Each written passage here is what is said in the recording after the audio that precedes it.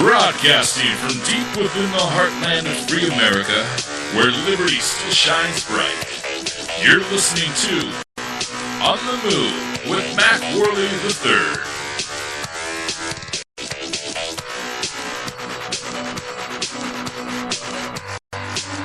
Alrighty, I believe we got this thing taken care of now. It looks like our levels are coming in loud and clear now. I really do apologize about the technical delay here. We're about 12 minutes late into the program. We're going to go ahead and take this from the top. And as I said before, live radio, things happen. That's part of the game, right? So, first of all, my name is Mac Worley III. This is On the Move. This is a show that attempts to inspire you to stand up for your rights. And we are under attack on many fronts. We need to discuss a lot of different things. We're going to start over here. Going to reread the featured topics. Today's featured topics are: the United States government is a state sponsor of terrorism. The San Bernardino, California Islamic terrorist attack is going to be one of the topics we're going to talk about. I want to talk about Obama and the media's attempts to mislabel the California shooting as workplace violence or domestic terrorism. And we're also going to talk about some background information on the shooter, Obama's attempts to use the attack to disarm the American people, say no to war, the information you need to know, and why we don't need war. Why do we need to say no to war? What's going on? What's the agenda behind this? And what do you need to know? We also want to talk about the climate change power grab that's going on right now and what other countries are saying about it. So without further ado, we're going to go ahead and one more time, our website, OnTheMoveShow.com. Podcast, you can check it out at Spreaker.com/OnTheMoveShow. Like us on Facebook.com/OnTheMoveShow. Follow us on Twitter.com/OnTheMoveShow. And subscribe to us on YouTube.com/OnTheMoveShow. So, and also, this is our 98th episode. Our episode is today's episode is titled "U.S. Government State Sponsors Terrorism." Jeez, and say no to war. So, all right. If you can't tell, we're having a rough go of it today because of all the technical problems here. It's a little annoying. But anyway, we're going to be right back. And when we do, by the way, on this break, let us know if we're coming in loud and clear. Get us on Twitter or Facebook. Let us know if everything's all hunky-dory, if we still got to tweak some stuff here. So we'll be right back after this break. Don't go anywhere. Oath Keepers is a nonpartisan association of current active duty military, reserve, guard, veterans, peace officers, and firefighters who will fulfill the oath we swore, with the support of like-minded citizens who take an oath to stand with us, to support and defend the Constitution against all enemies, foreign and domestic. So help us God. Join us at oathkeepers.org.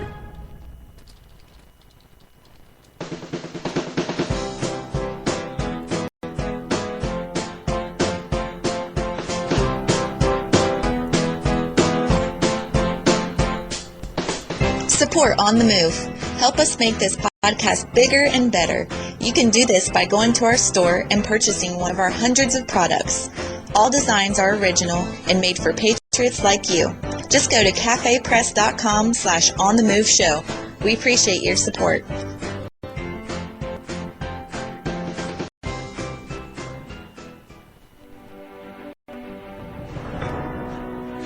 Hi, I'm Latasha Worley, and I work with candidates to creatively and effectively communicate their message to voters.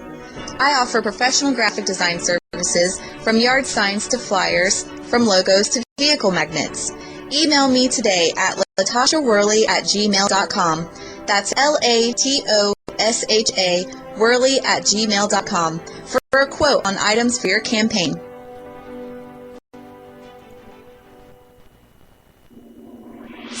Broadcasting from deep within the heartland of free America, where liberty still shines bright. You're listening to On the Move with Mac Worley III. All right, I'm just going to go ahead and assume that everything's going well with our audio here because I haven't got any responses from any of you since we've restarted this. So I'm just going to go into the assumption everything's good to go. So if I'm coming in choppy, if you don't hear me, message me on Facebook.com/OnTheMoveShow, or you can get me on Twitter @OnTheMoveShow, Either way would be great. Or you can give us a call into the program, 360-450-5625. Whether or not we're having any issues with our audio, give us a call, message us, let us know what's on your mind. You can join today's conversation. So anyway, let's go ahead and move into the first topic of the day here. And again, I do apologize about all the technical stuff here. So, all right, let's see. The first topic I want to get into here is how the United States is a state sponsor of terrorism. Now, this is just a verifiable fact. We are no different now than Iran sponsoring terrorists through proxies. That's essentially what they're doing. You know, that Iran has been funding Shia groups that are on their side to further their agenda, just like we are now funding ISIS. And again, we hadn't really been taking any real steps to attack them.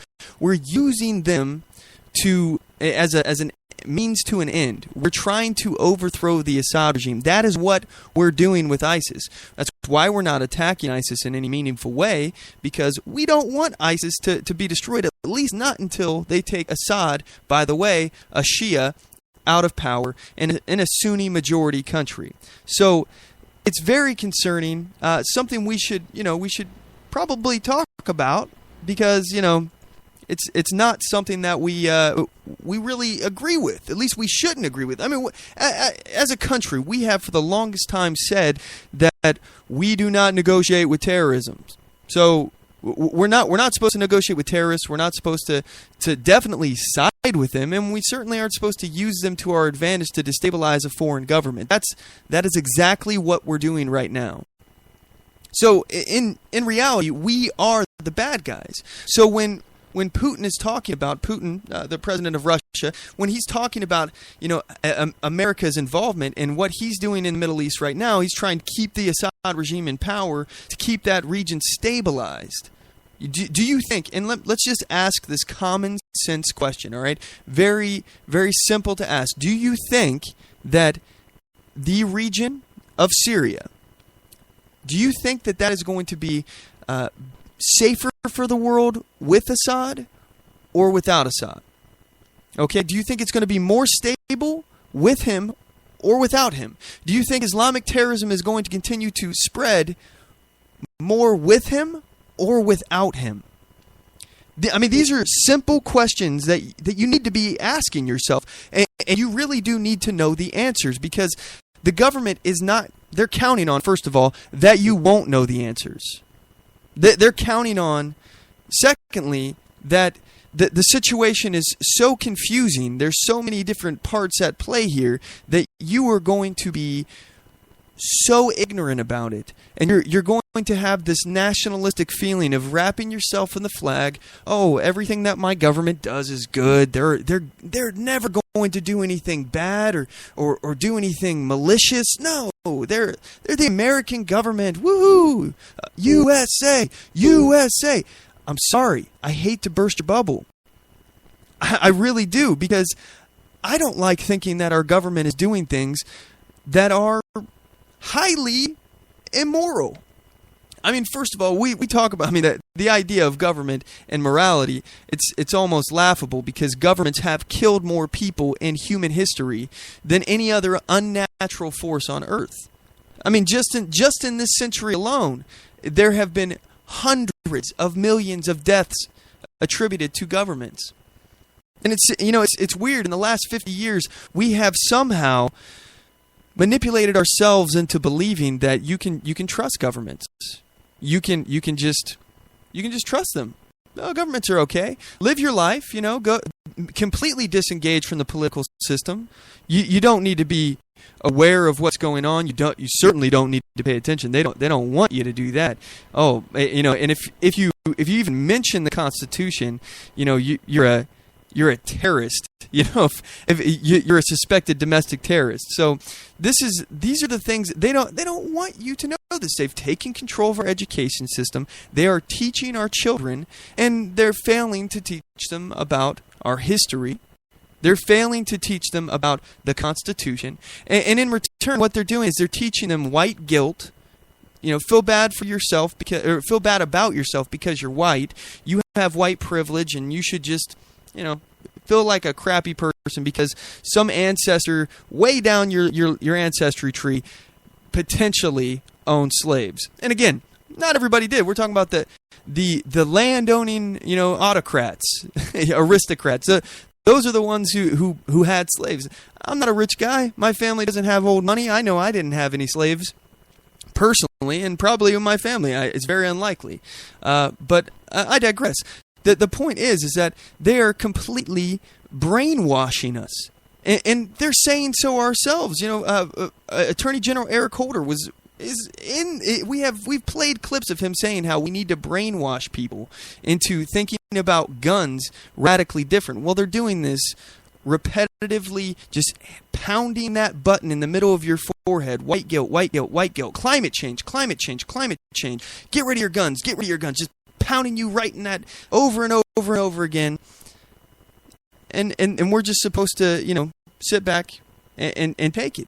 This is what the system is designed to do. So again, back to the government. I mean, as far as their actions in Syria, what they're doing right now is a coup. That is what our government is doing. That's what they've done all over the Middle East now. They are performing coups to destabilize the region. And again, it's not about our American interests. Our American interest is for that region to be stable.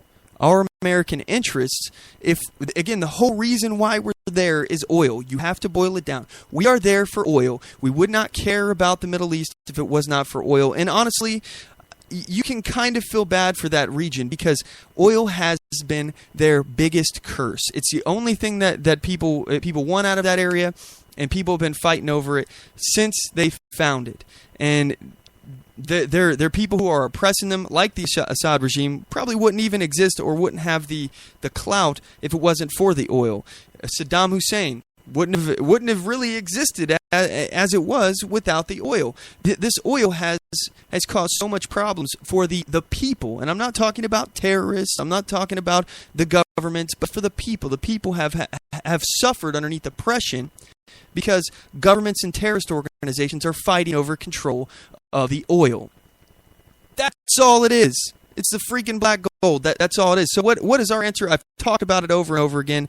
Look up the Fabian strategy. There's some history behind it. We can apply it to today. We hole up. We put a reset button on all of our foreign alliances.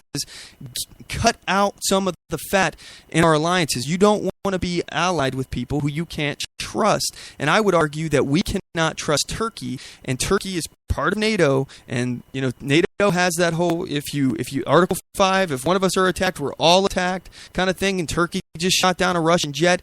Again, I'm not saying that Russia is the good guy, but Russia is not falling into this agenda of a collectivist where they're pushing for one world government. Look, I hate that I'm even pushed to talk about this because I have never been a conspiracy theorist.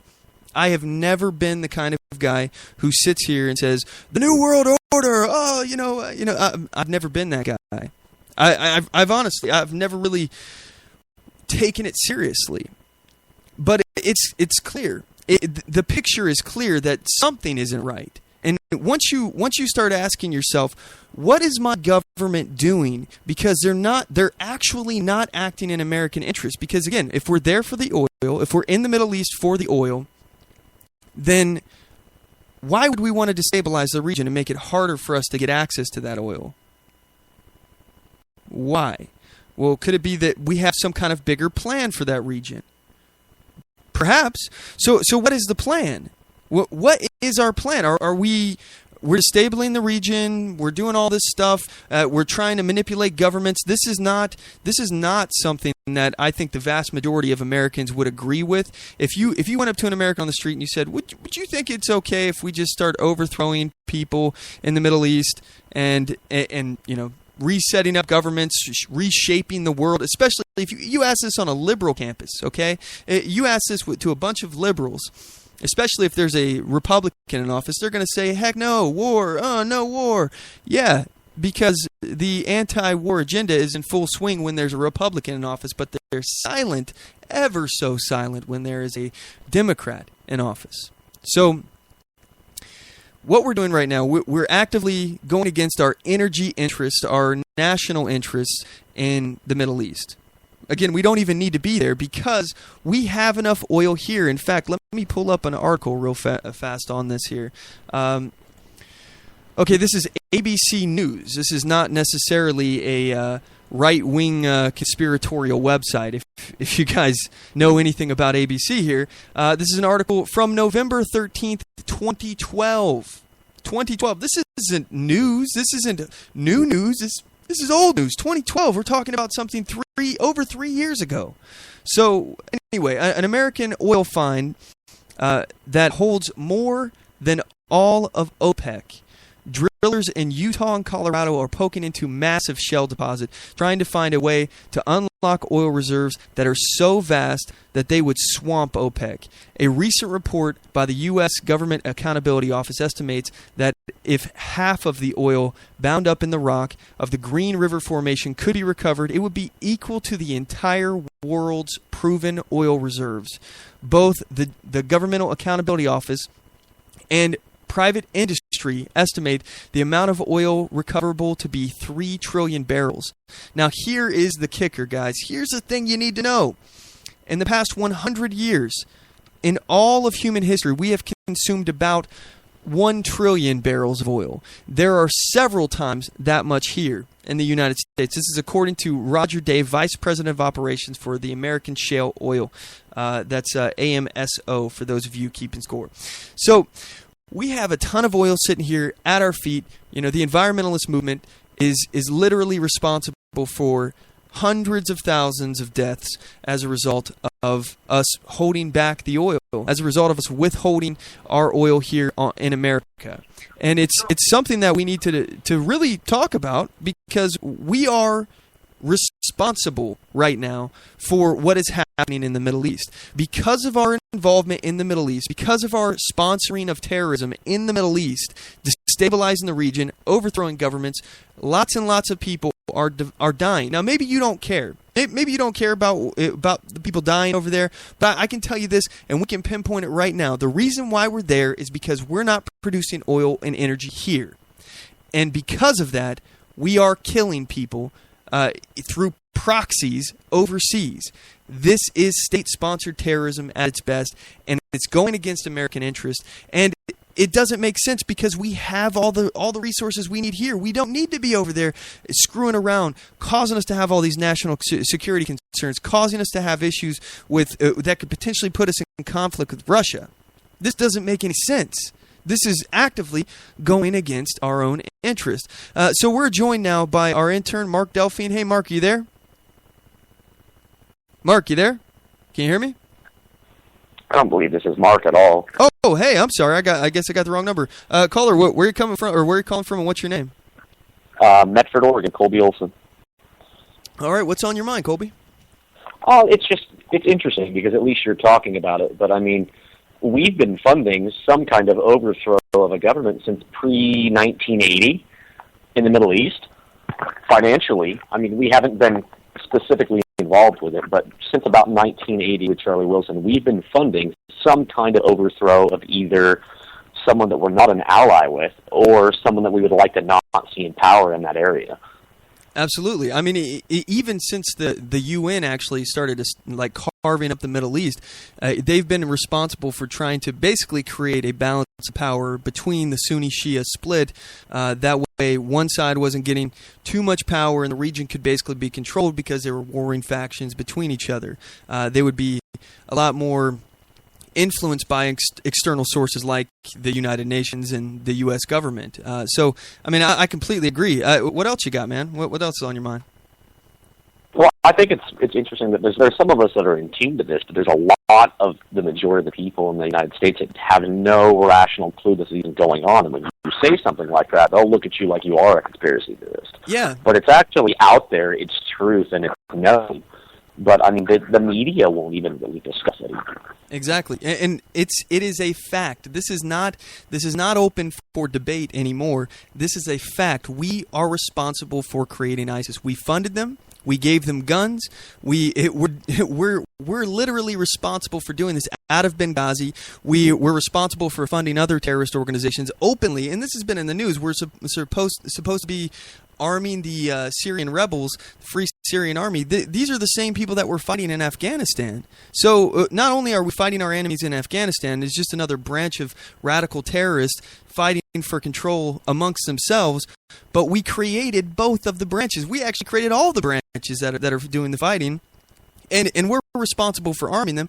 After Russia bombed all of our Syrian rebels that we had, apparently we kind of lost contact with leadership over there, and we just started dropping big pallets of guns out of the back of airplanes and hoping that it gets into the hands of some of our U.S.-backed rebels. So this is the crazy thing, is that we're literally arming up these people. If we're talking about making the region stable, the best way to do that would be, I would assume, to not put guns in the hands of radical terrorists, or guns in the hands of people that you don't know what their intentions are. But our government just thinks that, hey, we just keep throwing money and guns at this thing. Again, I don't believe that they think that they're actually doing anything to help the situation. I think that the end goal, at least in Syria, is to get Assad out of power. And now that Russia's involved with this, he's not going to let that happen. This is going to put us into a really big geopolitical conflict with Russia if we keep this up. There's too many players involved in this small little area that's the size of Washington State. Well, it's a lot farther than that, too. We've been stifling Russia's imperial expansions for, obviously, since the 80s and beyond that, but we continue to, and every time we do it, it makes them more of a... It's interesting because they're not really volatile towards the U.S., they're volatile towards the policies of our policy makers. But I don't understand where there's actually a way to stop this. I mean, we've had people speak up about it. We've got presidential candidates that spoke up about it back in 2013, but nobody's really paying attention to it because they just fall into this media. It's like a time-warped zone where they only pay attention to what's coming across the TV, and nothing in there's technically factual most of the time. It's like bits and pieces of fact with non-factual bias all over the place.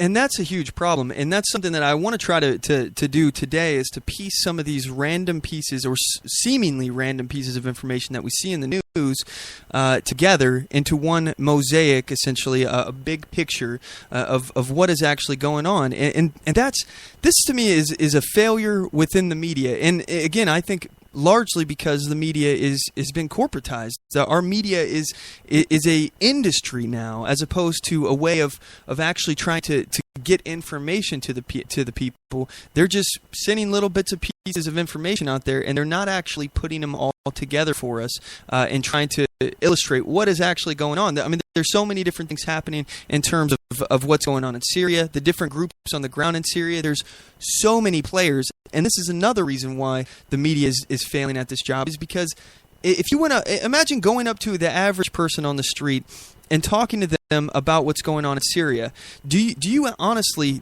think that they would be able to name all of the people that are in Syria right now?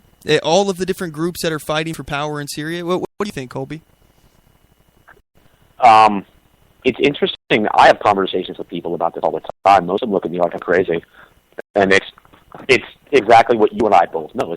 This is completely idiotic of us to jump into this ground war or even an aerial war in Syria where we're just bombing people. It's none of our business. It's something we need to stay out of, and our involvement there is escalating things, and people look at me like I'm crazy when I say this. Exactly. And the calls for war are on both sides. Now, I don't have any issue, personally, I do not have any issue with us bombing ISIS. But the thing about it is, I don't trust our government anymore. They created ISIS. Why would I trust our government to be the answer, the solution to ISIS when they created the problem itself? It's the same thing with every single thing that the government does. Every problem that we ask them to solve, they create another one. So I think that we need to get the hell out of Syria, because if we don't, there's going to be a conflict between us and Russia. It's going to escalate from a regional conflict into other powers. Again, Turkey and Russia are having conflicts right now. We're going to end up getting roped into this somehow. We need to back out of this entirely and let Russia take care of the mess. We don't even need Syria. We don't need the Middle East. When people look at this as a strategic resource, we can't let Russia get a hold of the oil, because if they do, they can, strong arm us and try to make us do things in order to get the oil. They can cut off the oil to Europe and pull some of our allies over to their side. Well, first of all, if our allies are truly our allies, they're not going to go over to Russia's side. And secondly, if we're offering them the ability to import American oil, and Russia is doing the same thing, say, hey, we'll sell you our oil, but Russia is in the process of strong-arming them as well. At least they're having another option. The reason why they would go to Russia is if they only have that one option. What do you think, Colby? Well, that would be the free market value of it. I mean, if you've got multiple people that you can come to for oil, that makes perfect sense, because you don't have to worry about just one person supplying it. I mean, we could supply our own oil, but we neglect to. It'd probably be cheaper in a lot of effects. The Keystone Pipeline, for or opposed to it, doesn't really matter. It's also the fact that could have been another way of getting cheaper oil here quicker. But we don't think about it in that retrospect. We think about it in the retrospect of eco-politics and left-right-wing dynamics. Well, the climate change issue with that is very concerning, because first of all, the CO2 conversation, this is a huge ruse, because there is no verifiable amount of CO2 added to the atmosphere that you can say this much CO2, this many parts of CO2 added to the atmosphere will add this many degrees of temperature to the planet. There's no correlation with that. Secondly, the models that they give, they continue to, first of all, be wrong. Then they change the information, and they actually fraudulently change the results in order to get what they want. So these computer models, the science is based on computer models, which have been proven to be wrong and proven to be altered. So the information is just crap. Honestly, it's crap. And when you're talking about the Keystone XL pipeline, that would have created 100,000 jobs. It would have made us have access to this oil.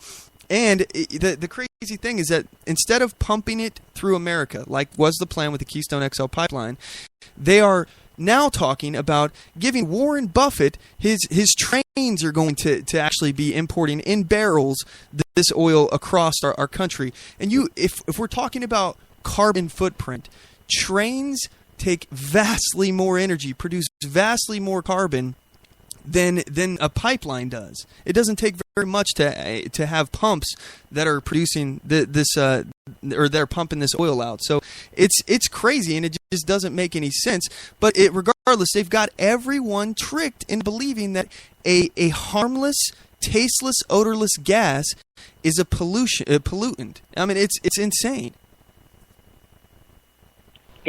It's politically so polarized, and the way that they use it in the emotion-based instead of logic-based, and they kind of, it's complete cronyism. I mean, everyone should know that Warren Buffett's going to make an excessive amount of money off this through his rail cars, but nobody cares. The only time they care is when the Koch brothers give money to somebody or something like that. It's a completely unrealistic system of chastisation. They will chastise somebody all day long for what they do with their financial benefits and how they benefit financially from getting to political organizations and things like that, but they never look at the hypocrisy in their own party.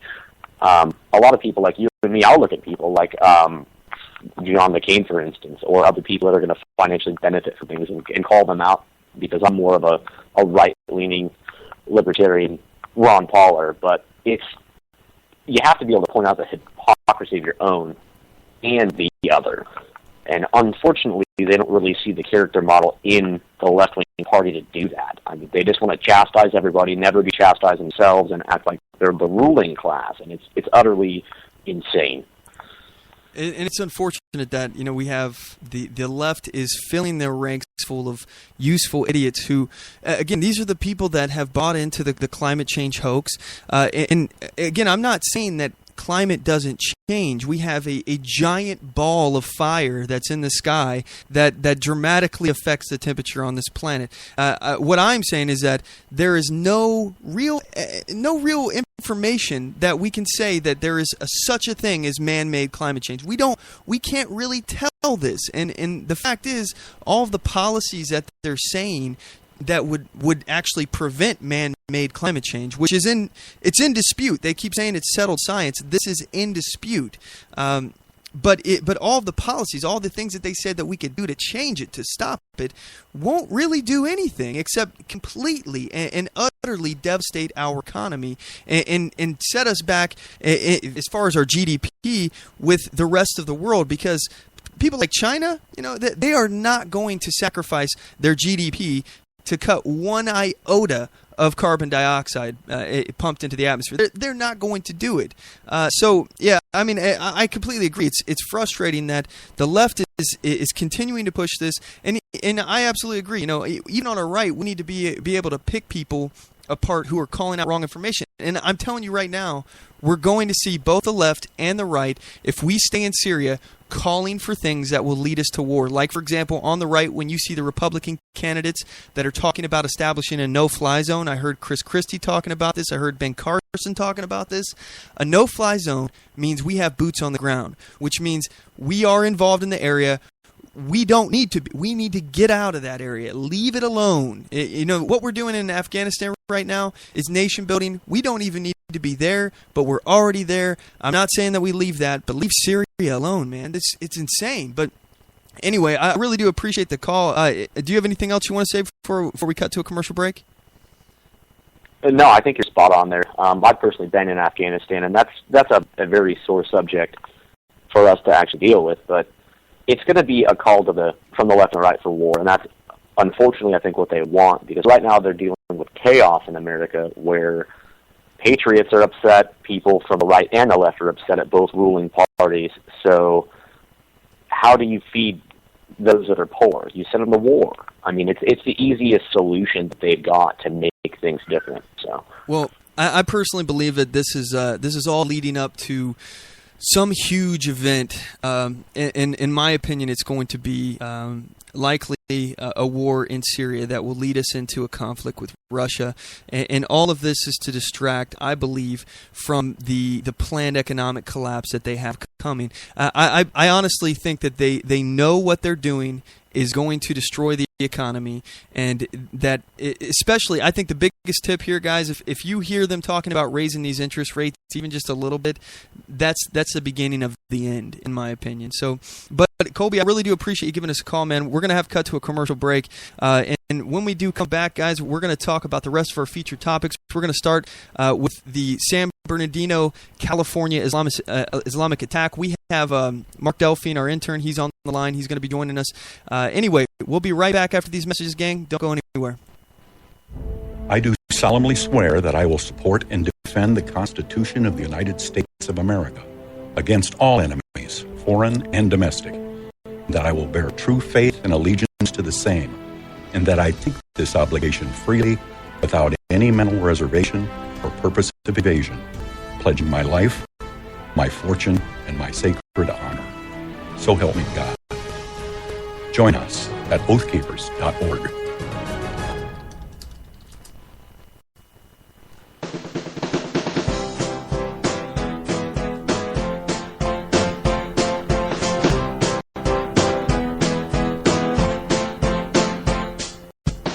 Support On The Move. Help us make this podcast bigger and better. You can do this by going to our store and purchasing one of our hundreds of products. All designs are original and made for patriots like you. Just go to cafepress.com/OnTheMoveShow. We appreciate your support.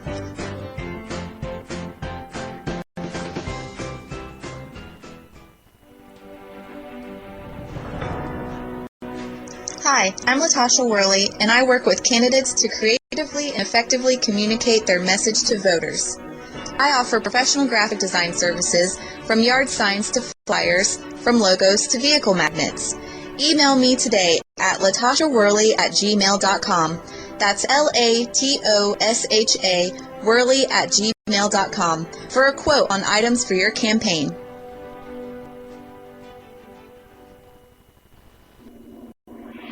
Broadcasting from deep within the heartland of free America, where liberty still shines bright. You're listening to On the Move with Mac Worley III. Hey, MacPack, we are back. If you would like to join today's conversation, you can do so in a variety of ways. You can give us a call. The number to the show is 360-450-5625. Again, that is 360-450-5625. 5625. You can message us on Facebook.com, Facebook/OnTheMoveShow. You can get us on Twitter @OnTheMoveShow. And we have a comment here on the show link we posted around from one of the people on Facebook here. Christine says that I'm so freaking right, Mac. You're so freaking right, Mac. I am personally freaking tired of them attempting to use these instances as a means to scare everyone into disarming the American public. And then she goes further into this with some colorful language. So thank you, Christine, for commenting on this, and I hope you're listening, and feel free to join in the conversation in the other ways we talked about. Let's see here. We got some activity on Twitter. Let's see. Lou's talking about Russia bombing oil trucks. Okay, yeah, we need to get into that. I'm assuming that's... hey, Lou, if you're out there, are you referring to the oil trucks that they bombed that belong to Turkey? The Turkish oil trucks? Anyway, hey, Mark, are you on the line? Sure am, Mac. How you doing, man? It's been a while. I'm happy. How about yourself? Doing well. Keep 'em busy. Keep 'em real busy. So, let's keep up fighting the good fight, man. It's fun. Yes, sir. I'll keep trying. So, let's get to the first topic of the day here. Are you up to speed on the San Bernardino, California Islamic terror attack? I guess as much as I can. Sure. I mean, I know what happened. I know, 14 people died from 2 people who one of the guys worked at the place. Yeah, I mean, I know I know a little bit about it. Okay, so what do you think about the news reports that have been calling this like a workplace violence or a domestic terror attack, something along those lines? What are your thoughts on this, or have you seen any of this? Yeah, absolutely. I mean, a lot of it was, first off, they didn't want to tell anybody's name because, obviously they had an ethnic name that would symbolize something to do with the Middle East, and so people were, walking around on eggshells with that. The other thing that I found, almost to kind of play devil's advocate or to kind of see how the opposite is being spun, you see like that guy who shot up Planned Parenthood or these people who shoot up schools or anything like that. These are lone gunmen who are nuts, whereas this one is an act of terror. And I'm curious to know what you think. Aren't these all terrorist acts? I mean, granted, you have something where you've got some people who are more religiously based outside of this country and they're doing something against America, versus something that is just, body count for the sake of it. But what do you think? I mean, aren't these all acts of terror, and how they're being spun is really how one side goes on one way and the other side goes on another? Well, okay, so if you're talking about terror in and of itself is using violence, fear, things along those lines towards a political end or political goal. So if you're referring to somebody who's using this attack to further a political agenda, like the shooter in Charleston, he wanted to start a race war and things along those lines. Right. I suppose that could be considered domestic terrorism. However, it could also be considered some crazy guy with a gun as well. So, I guess it just depends on how you want to label it. But in terms of this situation, the San Bernardino, California shooting, this is much different than the guy who went into Planned Parenthood. Because, by the way, we don't know if that was politically motivated or not. In fact, the reports that I'm hearing are that the shooting took place outside of the Planned Parenthood, and he didn't actually shoot anybody inside Planned Parenthood. He went in there to take refuge and maybe hide from the police or something, and then there is an unofficial person. I'm trying to think of how to say this. There's basically, they don't know who who reported that he said anything about dead baby parts. There was some police officer, anonymous police officer, who said that he said something about baby parts, but we didn't get the name of who said he said that. So we don't actually know if this was politically motivated or not. There's a crapload of speculation surrounding that, and the same people that are speculating like crazy on the Planned Parenthood shooting are telling us not to speculate about what's going on with this California shooting, and it's absolutely. That's exactly what I'm talking about, though. Is just how it's spun and what's being said to. I mean, this is literally a spin tactic. I mean, this is the kind of thing that is, I see how. They're trying to portray this as like, oh, let's not go so quick to think like this happened this way. Whereas they'll report the opposite of a guy who is, a hardcore Christian shooting up a Planned Parenthood, because there's same things of outlets that are reporting one versus another, and I'm kind of looking at it and, all of these are, they're all horrific, and every single time they're being used as what that woman said on her Facebook about. They're being used as another talking point to ban guns or to disarm the public. So the difference here, though, is first of all, this information with this Planned Parenthood shooting, it's shaky because they don't know a lot about what's going on, but we do know a lot about the shooter.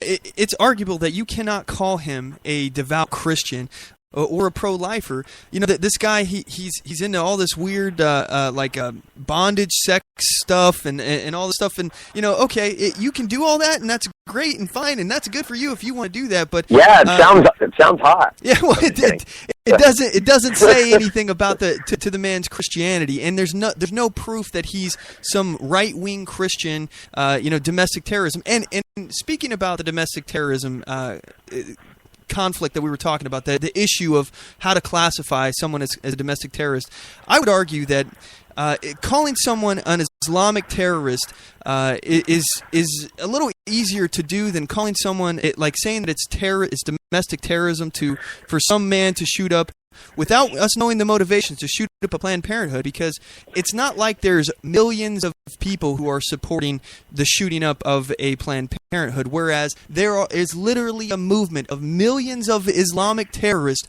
who support the shooting of Americans at a Christmas party. So it's kind of a big deal when you start saying this. And then one side, the left, is saying, well, no, don't speculate on what's going on with this terrorist shooting here, because first of all, this isn't.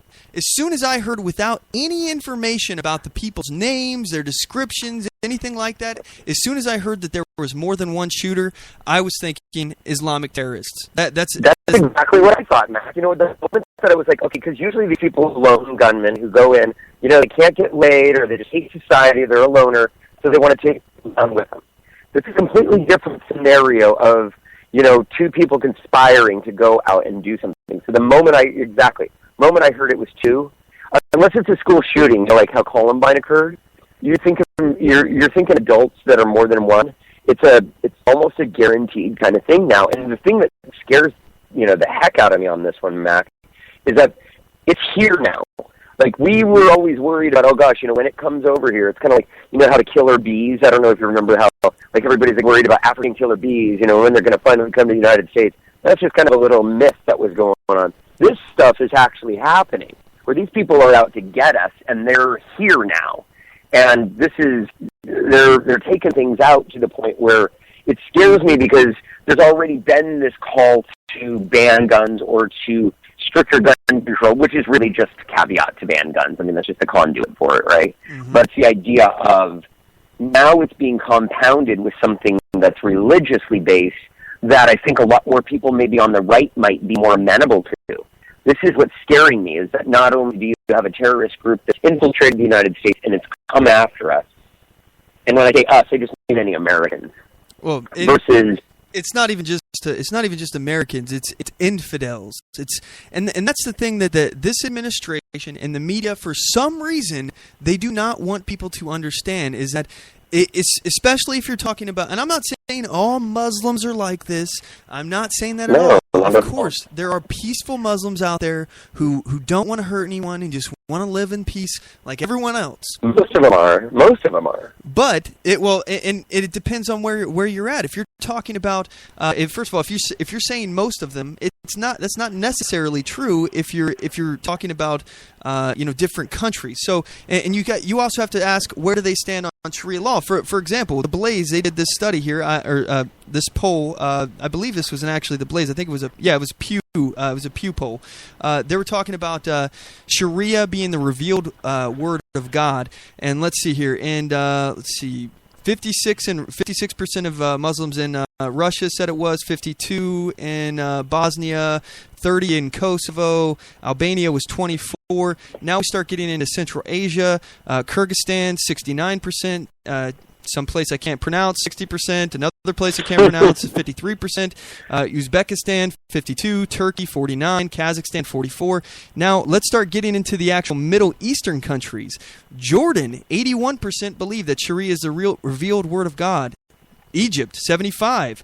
Palestinian territory, again, 75. Iraq, 69.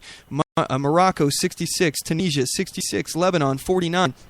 Now, if you believe that that Sharia is the revealed word of God, that means that, and again, this is how it is inside the Muslim religion. The more people get into their religion, the more that they support Sharia, which I believe is abhorrent, and I believe Sharia is horrible. This is the problem with the religion, in my personal opinion, is Sharia. If you didn't believe in Sharia and you didn't want to impose Sharia, I don't have any problem with you. That's exactly why I support groups like I just saw a group the other day. It's Muslims Against Sharia.blogspot.com. This has got to be my favorite site on the internet right now. Is Muslims Against Sharia. There are actually people who are supporting an Islamic reform inside their own religion, and this is what needs to happen, because there are Muslims who actually favor making Sharia the law of the land. This is the same Pew study. 42% in Russia favor it being the law of the land. 35% in Kyrgyzstan. In Malaysia, 86% of Muslims. 77% of Muslims in Thailand. 72% in Indonesia. 99% in Afghanistan. 84% in Pakistan. Bangladesh is 82. Iraq, 91. Palestinian territory, 89. Morocco, 83. Egypt, 74. Tunisia, 71. Tunisia, 51%. Jordan, 71. Lebanon, 29. And it just goes and goes and goes. This is... What you think of there? I mean, for a lot of people out there, when you're talking about picking and choosing of religious behavior, I think, sure, Sharia law, if they're told, there are a lot of people that are ignorant to it and what it really means. And so I feel a lot of them are following the bandwagon. Really what I'm saying is out of 1.4 to 1... Oh, Mark, you there? I think we lost Mark. Hey, Mark, if you can hear us, give us a call back. We'll go ahead and get you back on the air. So, anyway, guys. Sure. I heard you a little bit there, Mark. You still there? Yeah, you can't hear me? Oh, now I hear you. I got you loud and clear. What were you saying? Okay. Yeah, well, I'm just saying I think the majority of people who are practicing Muslims are peaceful. But the problem with it is that the majority is irrelevant when it comes to this kind of thing, because it's the same kind of thing that you can see with just about everybody in these kinds of religions. If you have an extreme minority, they're the ones that matter. They're the ones that are making things happen. And that's why with a religious war, you have to have it internally shut down. From an outsider's perspective, all we can do is use force, bomb, and try to wipe out the people who really pose the biggest threat. The only way that we can get people to really start changing their hearts and minds, in my opinion, is through that religion. The people who are peacefully practicing their religion, but yet who can actually have some kind of a weight with these people, some kind of that actually move them, that can touch, move, and inspire them to think differently on this. What do you think? Well, it's funny that you mentioned the word inspire. The jihadi terrorist magazine called Inspire has been producing a lot of propaganda in order to change the hearts and minds of Muslims. You have to understand the prophecy that they are fulfilling. The leader of ISIS, he's changed his name to fulfill the prophecy of the person who is going to lead the new caliphate. He literally changed his name to what it was prophesied the person's name would be. And I can't recall his name off the top of my head now, but he changed his name to that, and now they're saying, oh, look, we've spread so far, we're holding more territory than the United Kingdom has. We have all this area that is under our control, and they're fulfilling the prophecy. So if you understand the prophecy, you can understand how you can undermine what they're doing. For example, one of the things in the prophecy is that they think that the Battle of Armageddon is basically going to be taking place in this town called Dabiq. It's a lot of farmland around it, and they believe that according to their prophecy, an army of 80 nations is going to come to oppose them in Dabiq.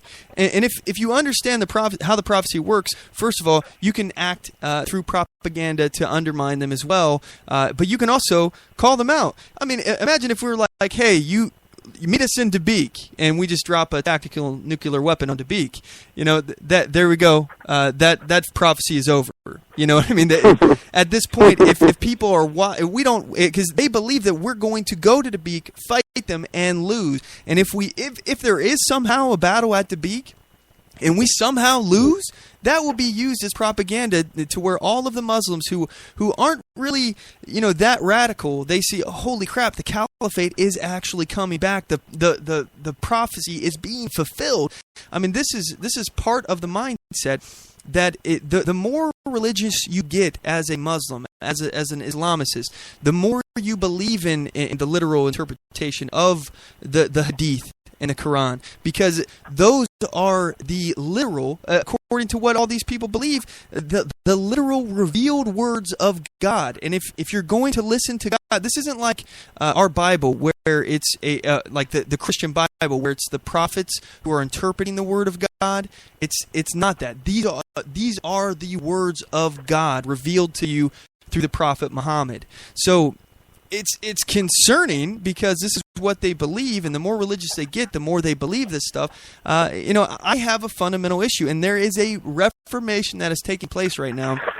I don't know who's winning. I don't know what side that is winning, but some Muslims are coming out and speaking out against Sharia law, and some aren't. And the ones that aren't, I think, are they should be speaking out against it. Now, I'm not for banning any kind of religious practice, but Sharia cannot be established in here because it is in America, because it is not congruent with our Constitution and with our American way of life. No, it's absolutely un-American. Absolutely. Exactly. I mean, that's where these kinds of conflicts really come into play and say, okay, how is it that we handle this? And like I said, I think it really is going to take a big outreach from the Muslim community that are considered more moderates, because I think that only a religion like Islam could produce something like this.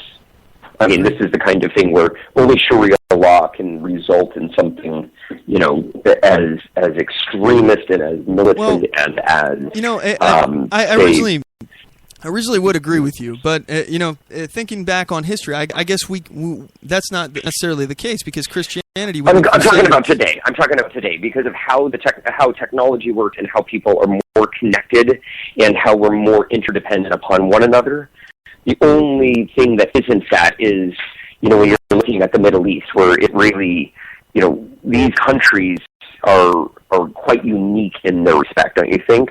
I mean, they're archaic, they're barbaric, and they've never been forced to be pulled out of the 8th century, because the moment that people started recognizing what assets they have, like oil, was the moment that we armed them, and they never really had to grow up. They never had to become part of society at large.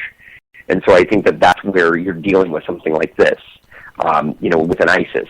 But on top of that, you're looking at a scenario where I think a lot of those moderate countries are just turning a blind eye to this. They're not speaking up about this kind of thing. And those are the ones that I'm most upset with, because it's just the kinds of people that say nothing when, to sin by silence when we should protest makes cowards out of men.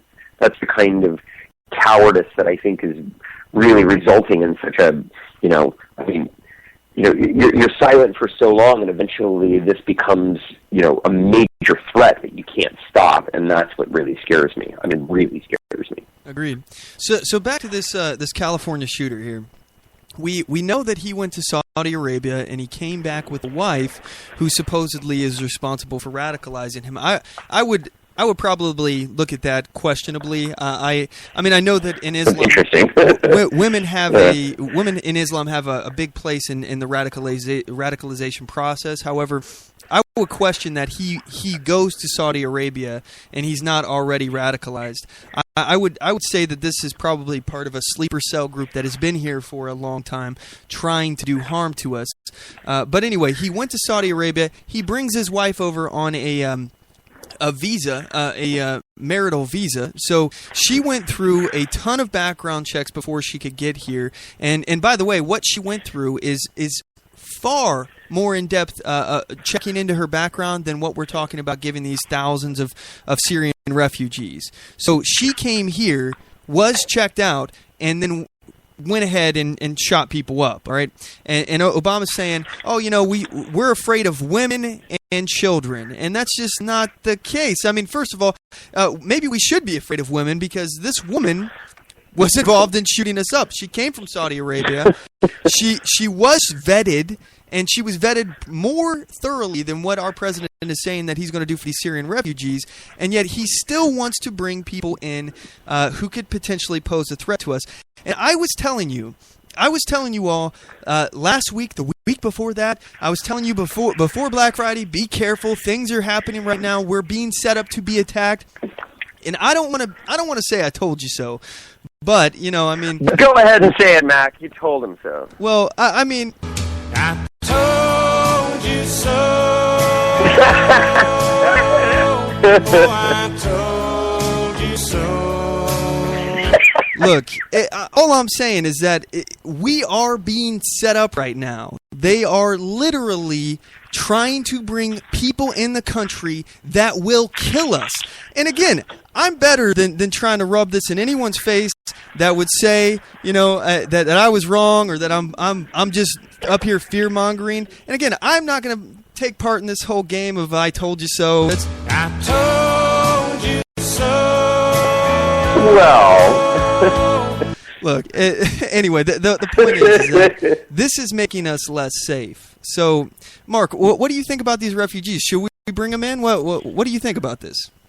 Oh, hell no. I mean, look, I'm not opposed to bringing in refugees. I'm not.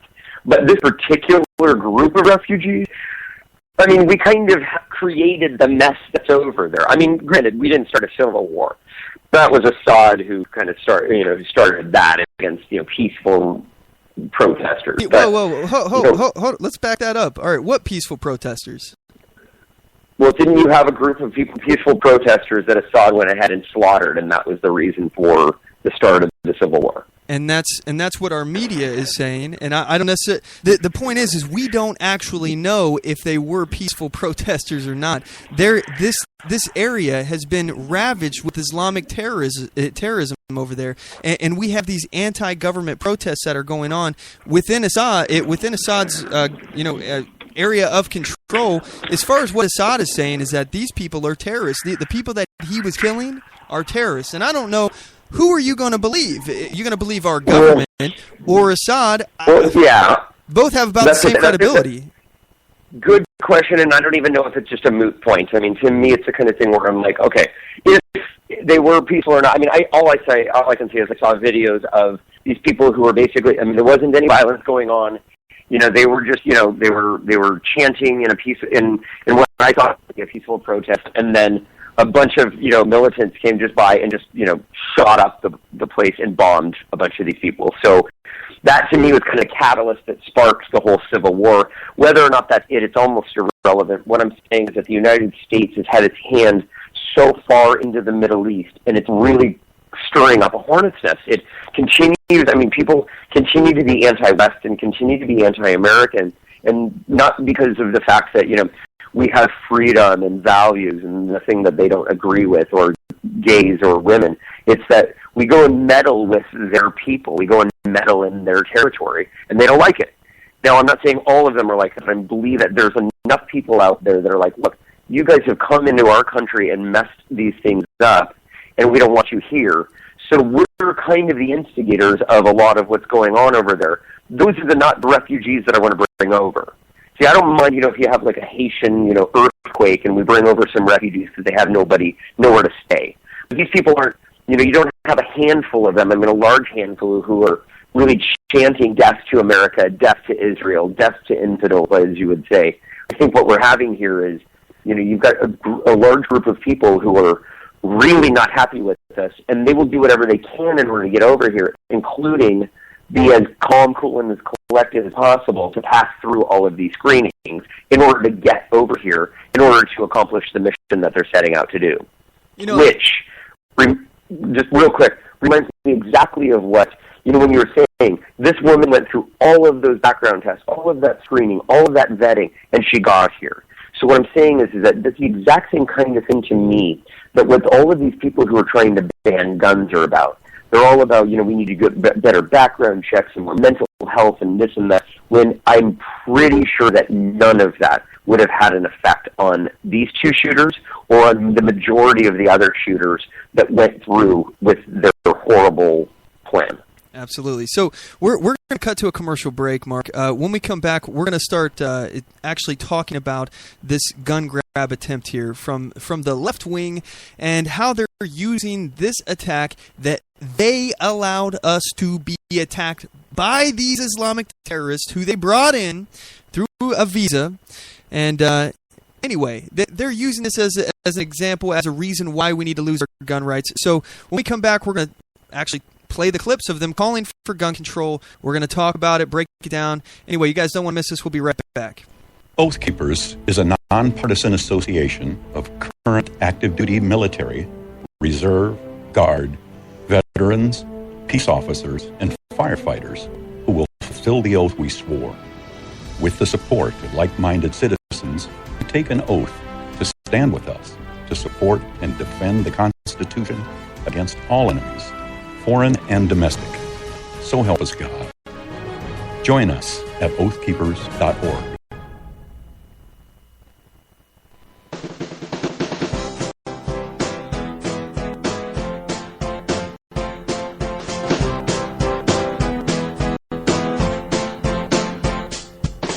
Support On The Move.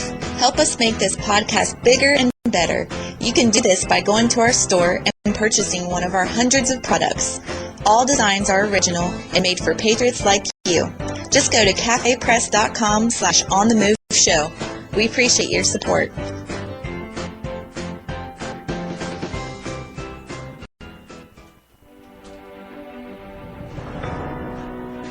Hi, I'm Latasha Worley, and I work with candidates to creatively and effectively communicate their message to voters. I offer professional graphic design services from yard signs to flyers, from logos to vehicle magnets. Email me today at latashaworley@gmail.com. That's LATOSHA Worley@gmail.com for a quote on items for your campaign.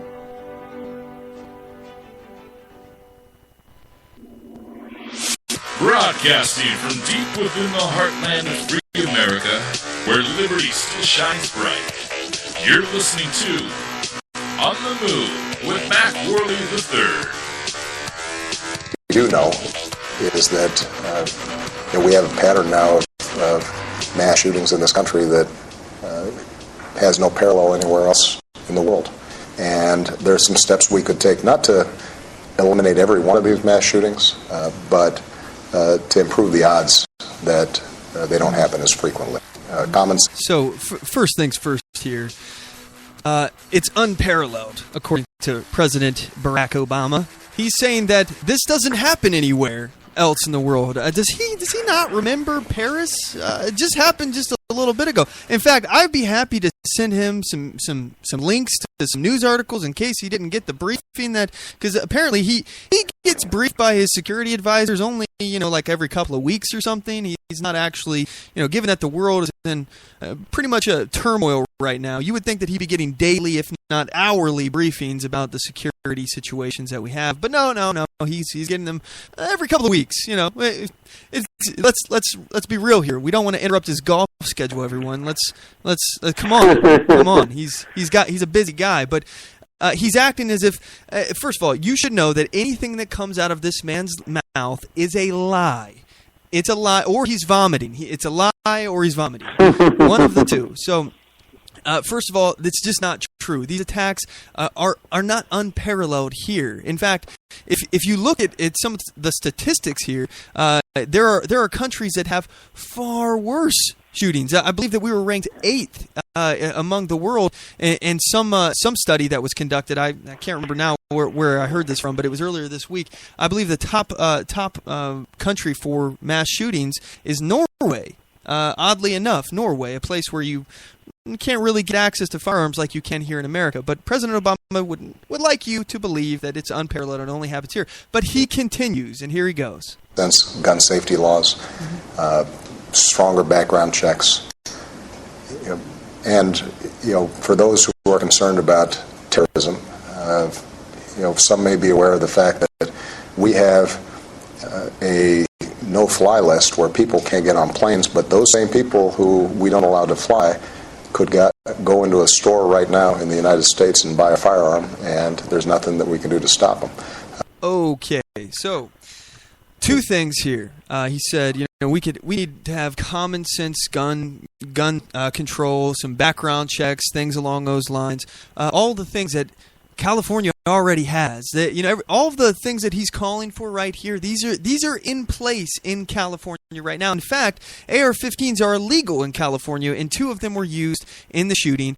And of course, high-capacity magazines are also illegal. And yet, the criminals somehow, even though it's illegal, they figured out a way to get around it. And it must be every other state who has the right to bear arms fault.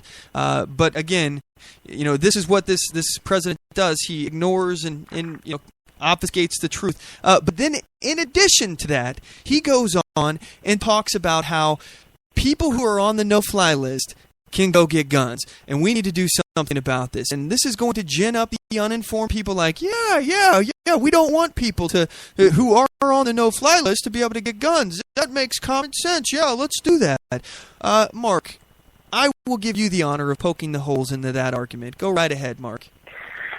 When I was starting to think about this, I'm like, okay, first off, everything that you said is exactly what it is that I'm talking about. Just like as though this woman in San Bernardino who was vetted, and I mean, background checks are not going to work because people are not, they go, and when they buy these guns, they're doing this, intentionally because they know that they can pass these background checks.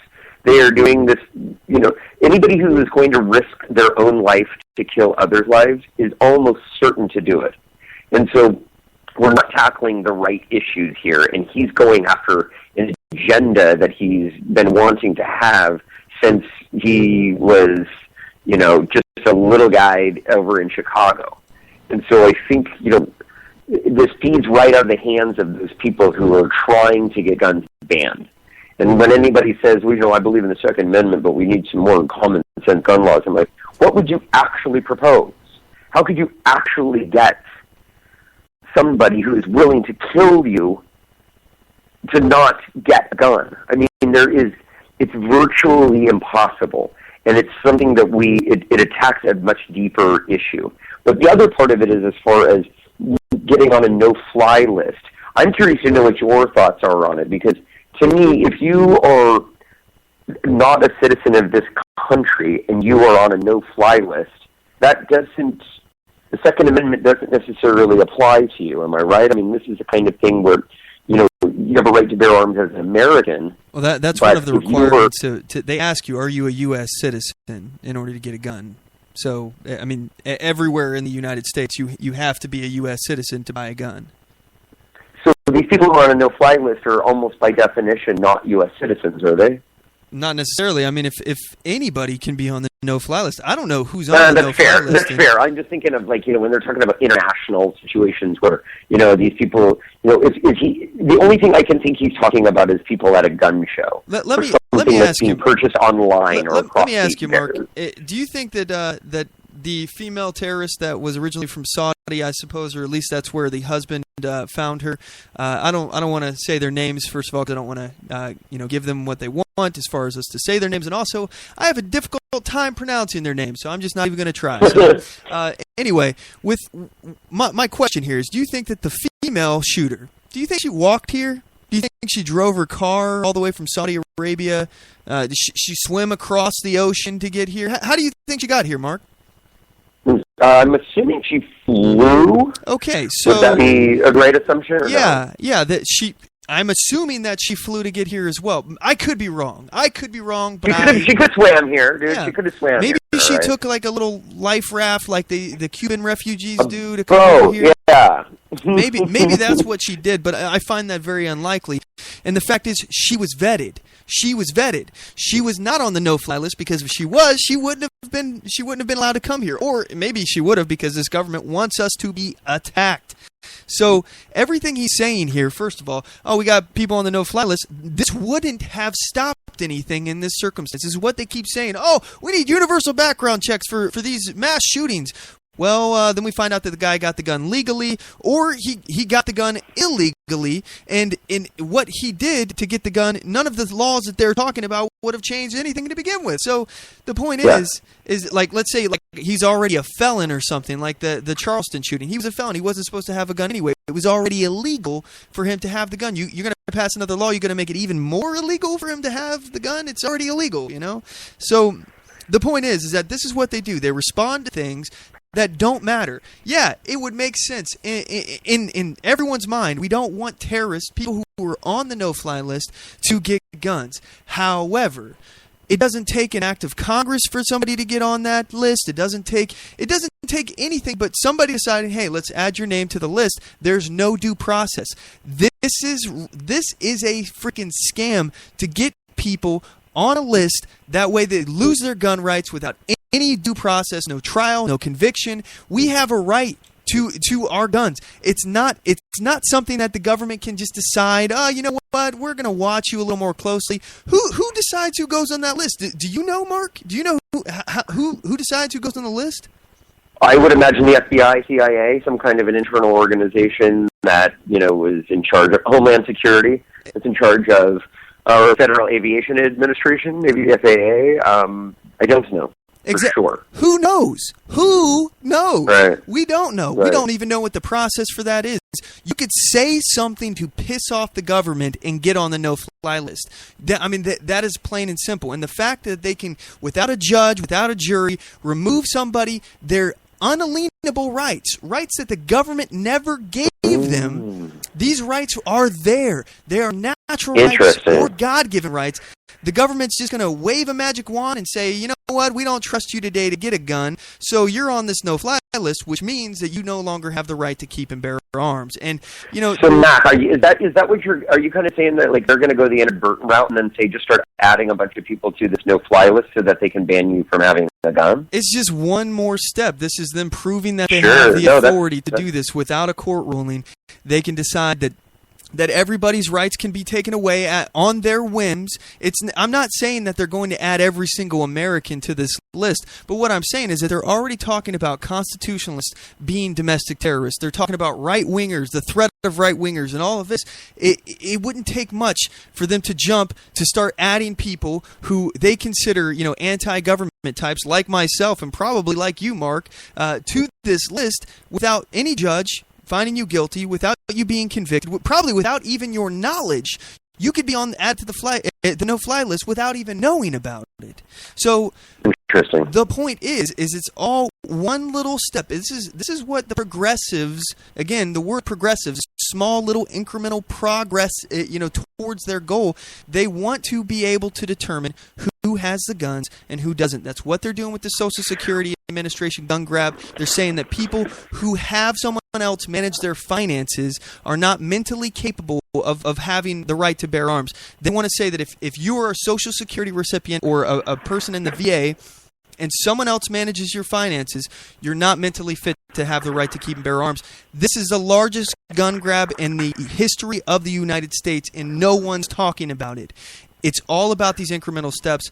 And it really pisses me off because we have a right to due process. This is a constitution, not even just the Second Amendment. The right to keep and bear arms shall not be infringed, right?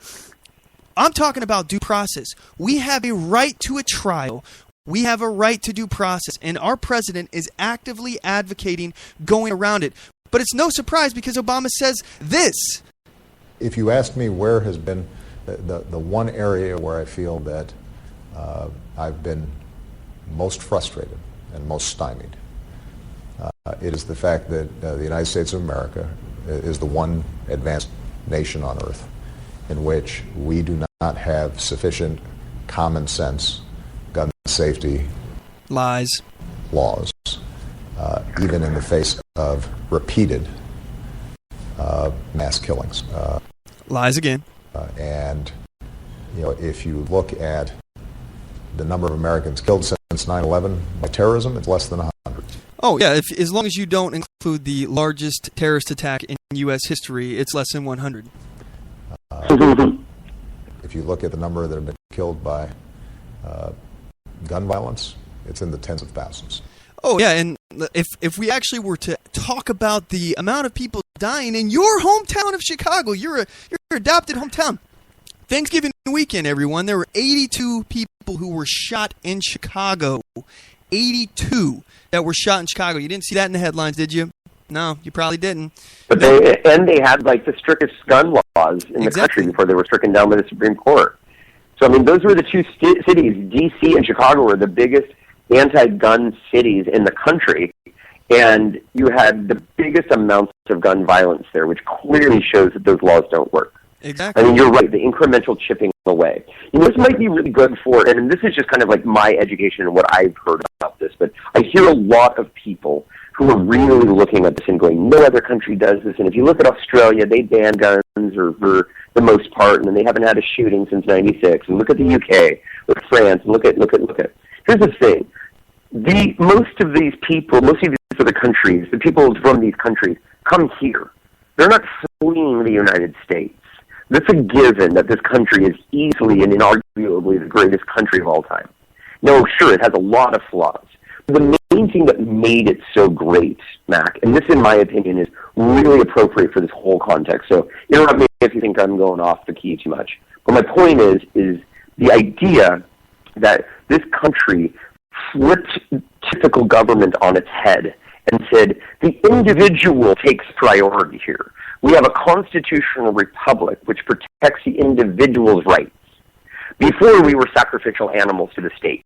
You were here as a means to the end. You were only here to support the state. Your tax dollars, your work was all for the state. Then the United States came along and said, no. It's all about you as an individual, which builds the community, which builds society. Not society or government, but builds the people. And that was a revolutionary idea and concept.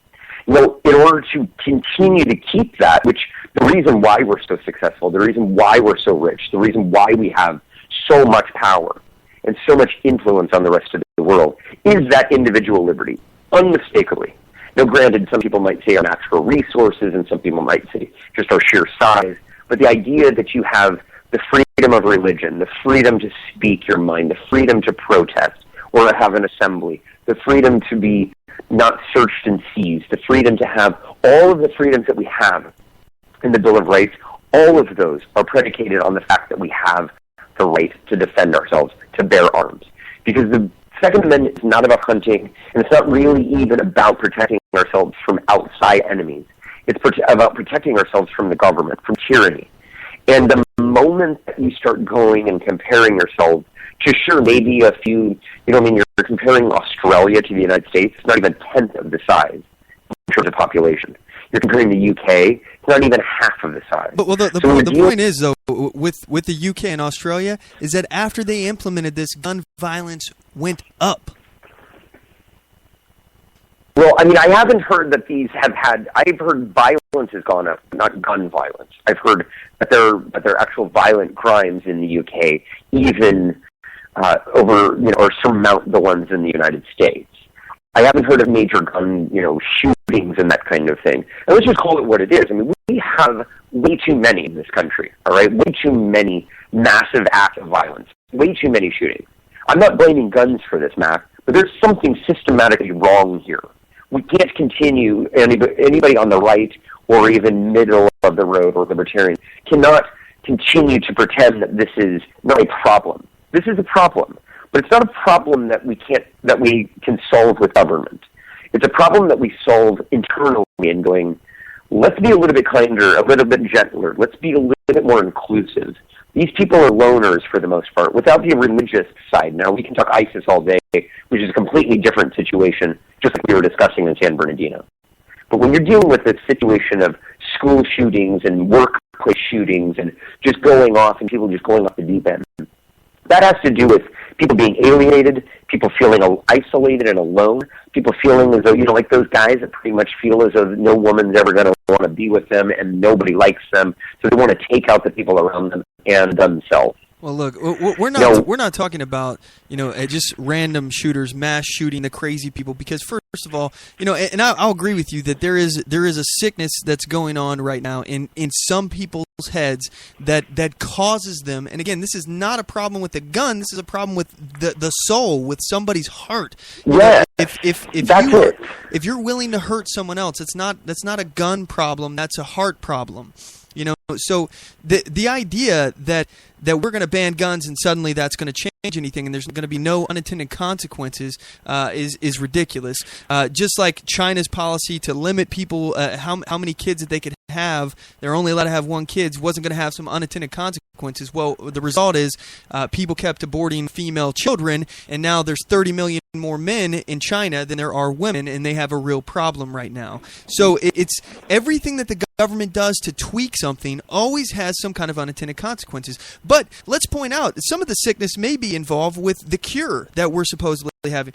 For example, the business, this place that the shooters went, where there was this holiday Christmas party or whatever, they had been having multiple, like every month they were having exercises of active shooters. And I'm not saying that this is responsible, but imagine all around the country, in America's schools, in businesses all around the country, if you see this banged over your head, look, this is what we would do.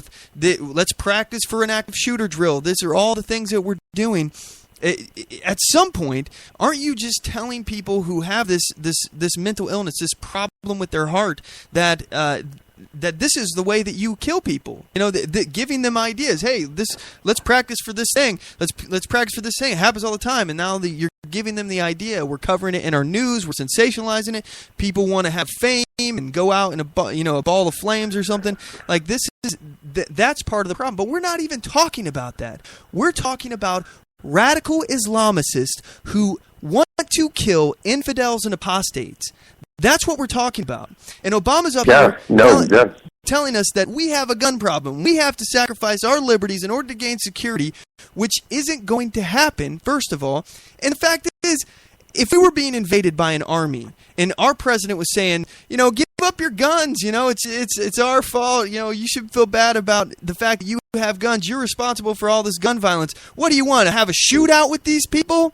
Look, President Obama, the thing that's worse than a shootout is an execution. And that's what you're doing right now. You are letting us be defenseless. The answer to this is encouraging people to carry, encouraging people to if you see something, shoot something, not say something. If you see something, you are so right.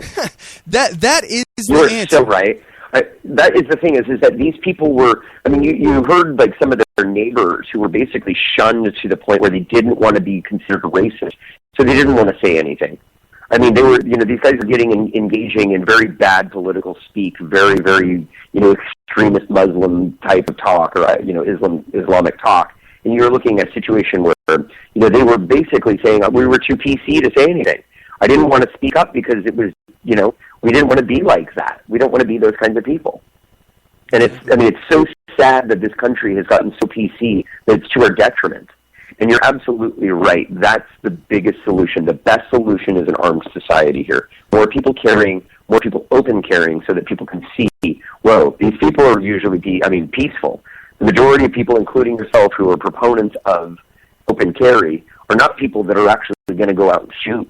They're the people that are going to be defending you when something like this does happen. And believe me, it's going to start. It's going to happen a lot more. It already has started. I mean, I think those two people right there are going to be known as kind of like, patient zero. I mean, they're going to be the very first 1 and 2 that are going to be starting a domino effect of things. I hope I'm wrong, but it's here. And, you're not wrong.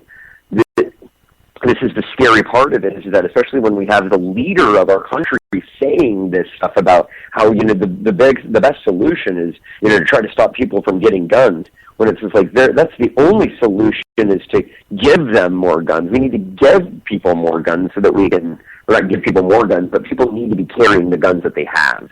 And we need to make sure that we are in a situation that, when something like this does happen to our neighborhood or to a community or wherever we're at, somebody like yourself is going to be able to pop a cap in them before they get too much of a body count. Look, it's a harsh reality, but it's the reality. The harsh reality, as you say here, is the fact that our government is creating this environment. They're going up and kicking the hornet's nest in the Middle East, and they're bringing these people back here and simultaneously trying to disarm us here at home and blaming us when some radical jihad starts killing Americans. This is, first of all, giving up our right to keep and bear arms to solve this issue is ridiculous. It is the worst option you could even have. It's nonsense. But the idea that absolutely counterproductive. Exactly. And the idea that you would give up your rights and hope that the government will protect you. The government created this situation in the first place. The government is the reason why these people are dying. The reason why Americans are dying right now. This is ridiculous. Mac, it's almost, it's so cyclical. Every single time we have a major problem, whether it be economically, militarily, it's almost 100% of the time it's the government's fault. And the only solution that the government has is more government. They're just telling you, oh yeah, you just need more of us so that we can go ahead and solve these problems that we ourselves created. And really, in fact, it's just a perpetuation. It's a kind of military-industrial complex. Go and start little wars so people fight against us so that we can continue to build our budget so that we can go mess with more people. So I'm getting more and more conspiratorial as time goes on here. I mean, it seems because it's kind of right in our faces, isn't it? I mean, it's so 1984 that I'm like, it's a little difficult not to think like this isn't intentional. Seriously, how hard is it to think highly of your government at this point? I mean, I really want to know how many of you out there trust your government. Do you trust the government out there, listeners? Please join the conversation. The number is 360-450-5625. I want to know, do you trust your government? Yes or no, and why? Let us know what you think. We have a clip here from Obama. And now, all this other stuff aside, as far as tactics on how to resolve this issue, let's focus on Constitution, all right? This is the supreme law of the land. This is the only law that really matters in terms of all the other laws, okay? And Obama's talking about making it harder to get guns. His word, all right? Harder to get guns. Here it is. We're going to have to, I think, search ourselves as a society to make sure that we can take basic steps that would make it harder, not impossible, but harder for individuals to get access to weapons. Okay, so it's going to be harder but not impossible to get access to weapons. Is that the wording of the Second Amendment in the Constitution, Mark? I'm a little vague on that point. Is it, you have the right to bear arms? Be infringed should be, yeah. I mean, the whole point of shall not be infringed means it shouldn't be difficult. It should not be taken away. It should not be made more. It should not be made harder to do. But then again, are you positive? Are you positive that the Second Amendment doesn't say it should be pretty difficult to get guns, but not impossible? The last I read, I mean, now it could be a completely different form of English that I'm used to reading here, Mac. But I do think that you're right. And the thing that drives me even more nuts is when you get people who are basically statists. They're usually socialists. They want more government. They don't really like the politicians, but they love government. It's their mantra. It's their God. It's what they really preach and believe in, and that they think is the solution to it all. And only they should have the guns. And so when you're looking at it, they believe that the Second Amendment is clearly not for individuals, which the whole Bill of Rights is entirely for individuals, because this is an individual nation, which is what made it so great. Again, back to that statement. But the idea that what a lot of these liberals are saying is that they want only a militia. They think it's for a well-regulated militia. What they're really thinking is only the government should have it. But the real point of a well-regulated militia is we as individuals hold guns so that we keep our militia in check. We keep the military and our police and our government in general, we keep it regulated. We've got to regulate it ourselves so that we are not taken over by our government. It is so obvious to me that that's the militia the real itself.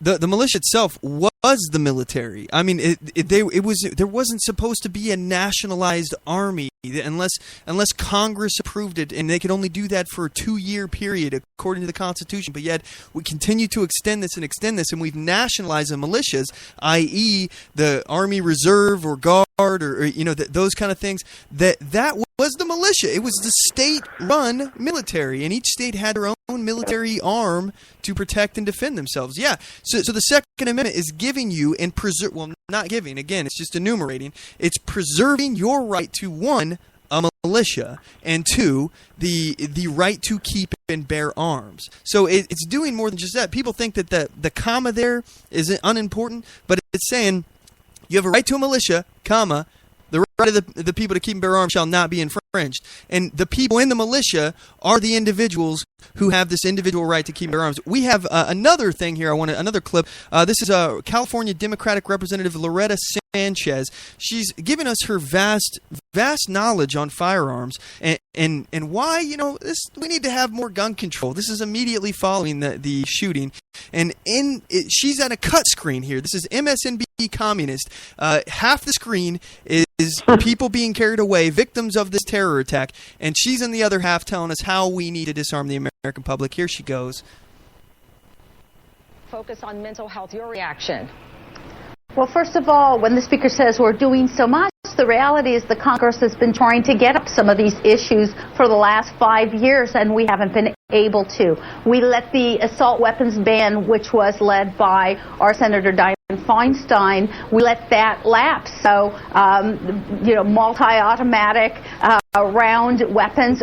What the heck is a multi-automatic round weapon? Mark, are you familiar with this? She clearly has no idea. She doesn't know what she's talking about, clearly. Yeah, so as far as, now granted, I only have 5 years of experience working in the largest armory in the Air Force. I've personally never seen a multi-automatic round weapon. I don't know what that is, but my guess is this lady doesn't know what the hell she's talking about. So again, it's a terminology. She's trying to say instead of semi-automatic, which makes it sound lighter, a multi-automatic round. Wow, that just sounds like, oh my gosh, it's extreme. So we need to stop that. So, and another point on this is that this is a semi-automatic weapon that was used in this attack, and they didn't know this at the time because SWAT teams are still responding, and this is happening live. This is happening during the event, and there's no way to know that what this is. By the way, semi-automatic weapon that was altered to become fully automatic. So the point is here, and this is what should really be pounded. This drum needs to be pounded. If you're talking to anybody, you need to get them to understand. Any leftist who's calling for gun control, you need to get them to understand this one extremely important point. They cannot ban, there is no way that they can ban every single gun in America. They can't collect them, they can't confiscate them, there's no way. They say there's a gun for every man, woman, and child in America, roughly 330 million Americans. It's probably closer to about 700 million. How are you going to do this when even the left says, this is the left's mentality. Well, you can't deport the millions of illegal immigrants that are here. There's no way. You can't find them all. It's just impossible. Well, they understand that. Well, there's less illegals than there are guns, and people have to eat. They have to do things. Somehow they end up on the radar. You can catch them. But guns, they could just be in a closet and hidden forever, or buried in a tube in the ground somewhere if somebody doesn't want you to know that they have it. So the point is, you'll never be able to get all the guns. You cannot confiscate them. Criminals will get the guns. Get them to get your leftist friends to admit that they can never confiscate all the guns, because at that point it's a moot point. The only people that will have the guns are the criminals, and the people that won't are the law-abiding citizens that you didn't have to worry about in the first place. What were we saying? Exactly. No, and it's the thing is that when people think that the drug war was a failed war, and yet they're the ones that think that we can keep guns out of the hands of criminals, when it's like, it's the exact same thing. I mean, guns and drugs are the exact same thing, in my opinion. It's like, if people want them, the supply is going to be there. And the only way that you can stop this is by curbing the demand. You can't curb the supply of it without curbing the demand. And quite the contrary, because of the fact that we have a necessity for a Second Amendment in order to preserve the First Amendment, the Fourth Amendment, etc., we've got to be able to make sure that this particular amendment is so firmly in place. And it's got to be considered to be the opposite. People look at it and say, we need less guns. I disagree. I think we need more people who are proudly possessing their guns and carrying them. And, I mean, whether it be concealed carry or open carry, either way, people need to know that they're in an area where there's going to be a number of guns. I always ask my liberal friends this, you never see anybody shooting up a gun show. And the reason being is because they know they're going to get capped before they even get 1 or 2 rounds off. You Exactly. only see these shootings in gun-free zones, where people will not, the people who wouldn't shoot anybody to begin with will obey that rule. The people who are going to shoot people are not going to obey that rule, which is why they go in there, because they know they've got a bunch of sitting ducks. Exactly. Fish in a barrel. And it's sad. As far as this whole mentality that you can ban guns and get rid of every single gun, and the United States and the world everywhere will be safe as long as we create this gunless utopia. Well, again, there is literally no way that we can actually confiscate all of these guns. There's no way. So if you're having a debate about gun control with your leftist friends, get them to acknowledge this point, and then even let's give them the benefit of the doubt. Let's create a scenario here. Let's imagine that we somehow ignored the fact that we could probably get these 300 to 700 million guns that are here in America, and let's say that they could get them. We can remove all the guns. There are no guns here in America at all anymore, and only the government has the guns. Okay, let's give them the benefit of the doubt, and let's say that for that purpose. All right. First of all, we can manufacture guns fairly simply. I mean, it's really not that difficult. With a little bit of machining knowledge, you can create a gun and manufacture it yourself. So, number one, you can make them out of thin air. Guns that weren't there before, you can now make. Number two, there are so many instances of people stealing guns from the government. So, for example, I'm looking here at a story. November 15, 2015, weapons missing following overnight break-in at an Army Reserve armory in Worcester. Apparently, what had happened was a reservist who no longer works here, who is being investigated for, I believe, child abuse or something like that, some kind of sexual thing going on, a child rape. That's what it was. He stole 16 Army guns from this Army facility, and the reason why he stole it, first of all, they had no one guarding the armory. The armory, its alarm was off due to construction. He spent about 5 hours going back and forth to his car, loading things up, and some of these weapons were found in New York City, and they eventually caught the guy because the guy had a GPS tracking anklet on his ankle from another criminal activity that he got caught for. Good Lord. So they tracked him with GPS to this location at the time. He freaking idiot. But that's not the only one here. We have, let's see here. FBI says gang infiltrators stealing military weapons for sale on U.S. streets. Weapons stolen from National Army or Armory in New Albany. U.S. soldier stole equipment from the armory. Ponded agents say. Let's see. I mean, it's countless. So the point is, not only can you make guns, but the guns are stolen from the federal government, from our government, all the time. So even if you trusted the government to take all the guns and house all the guns, criminals can still get those guns and use them. So now the only people that will have them are the government, which I could argue you really can't trust. And number two is the criminals who aren't supposed to have the guns in the first place. And then the third option that nobody seems to even talk about is the fact that people aren't getting like heroin and cocaine. That's not like an American product. It's being brought in from somewhere. Okay, so guns can come across a border the same way and literally are from the same people that are bringing in the drugs. The cartel is smuggling in guns and drugs. So even if you get all of the guns, there are still 3 huge ways people can still get guns who want guns. They can make them. They can steal them from the government. In your utopian world that you're creating, leftist crazy people. And guns can still walk across the border in the same way that drugs are. And we know that our border is massively insecure. So, it is ridiculous. It is a moot point. The only thing that gun control is going to do is take guns out of the hands of people that weren't a threat to begin with. Mark, what do you think? You're 100% correct. I don't even think this is debatable. I don't understand. Like I said, I think it's a philosophical issue where people on the left feel they are so emboldened by the concept of a big government, a robust government. They love it, the idea that only the government is the one that's going to be here to protect us, and so they're the only ones that can have the guns. It's almost in their kind of white picket fence world where they believe that these things would never happen if we just banned guns. Like, they honestly feel as though, criminals wouldn't commit crimes if we just had stricter laws.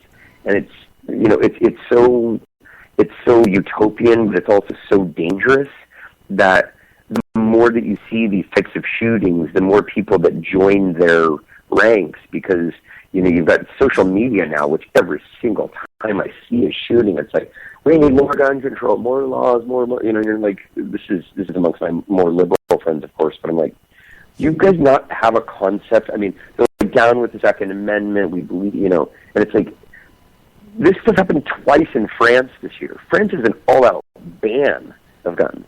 And this happened like big, bad, massive problem shootings where they're targeted with people with way more powerful guns than a lot of the guns that are being used to shoot up the schools that we have here.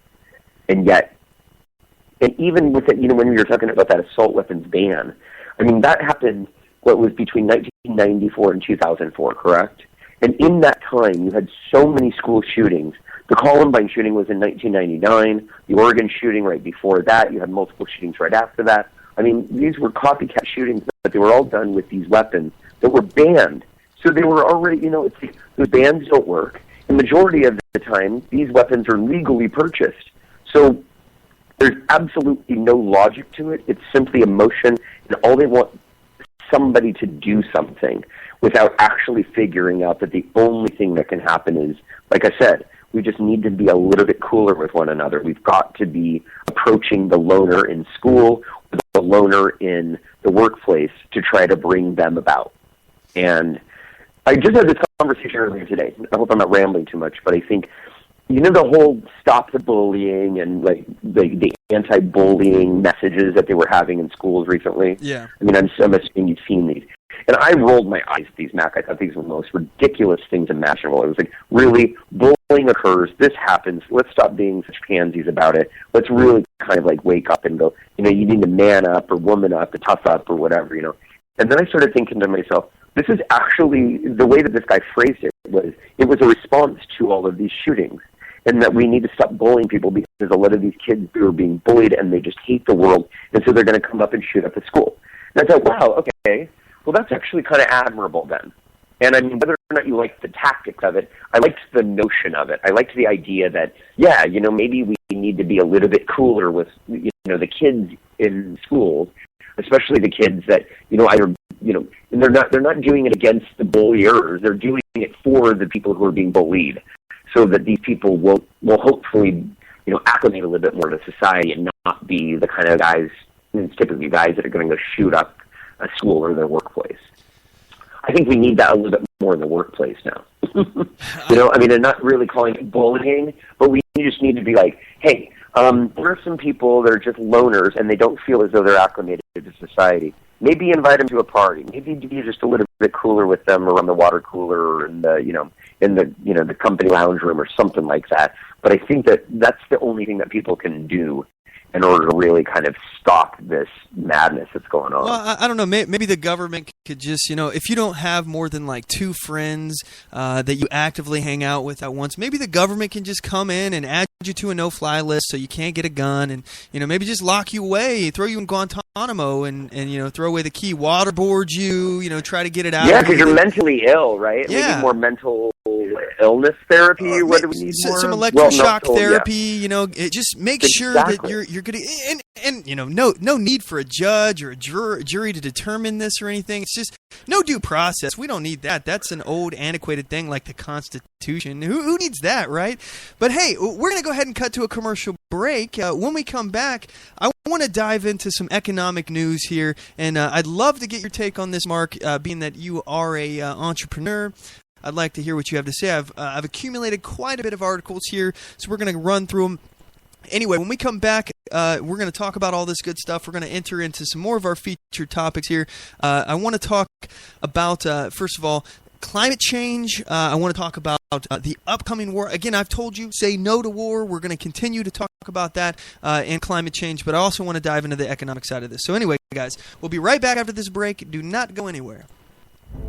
I do solemnly swear that I will support and defend the Constitution of the United States of America against all enemies, foreign and domestic, and that I will bear true faith and allegiance to the same, and that I take this obligation freely without any mental reservation or purpose of evasion, pledging my life, my fortune, and my sacred honor. So help me God. Join us at oathkeepers.org.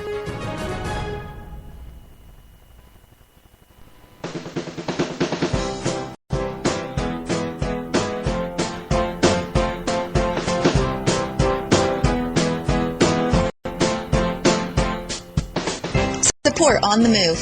Help us make this podcast bigger and better. You can do this by going to our store and purchasing one of our hundreds of products.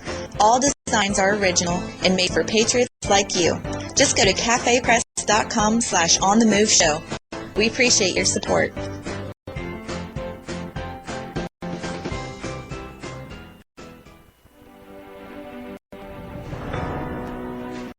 Hi, I'm Latasha Worley, and I work with candidates to creatively and effectively communicate their message to voters. I offer professional graphic design services from yard signs to flyers, from logos to vehicle magnets. Email me today at latashaworley@gmail.com. That's LATOSHA Worley@gmail.com for a quote on items for your campaign.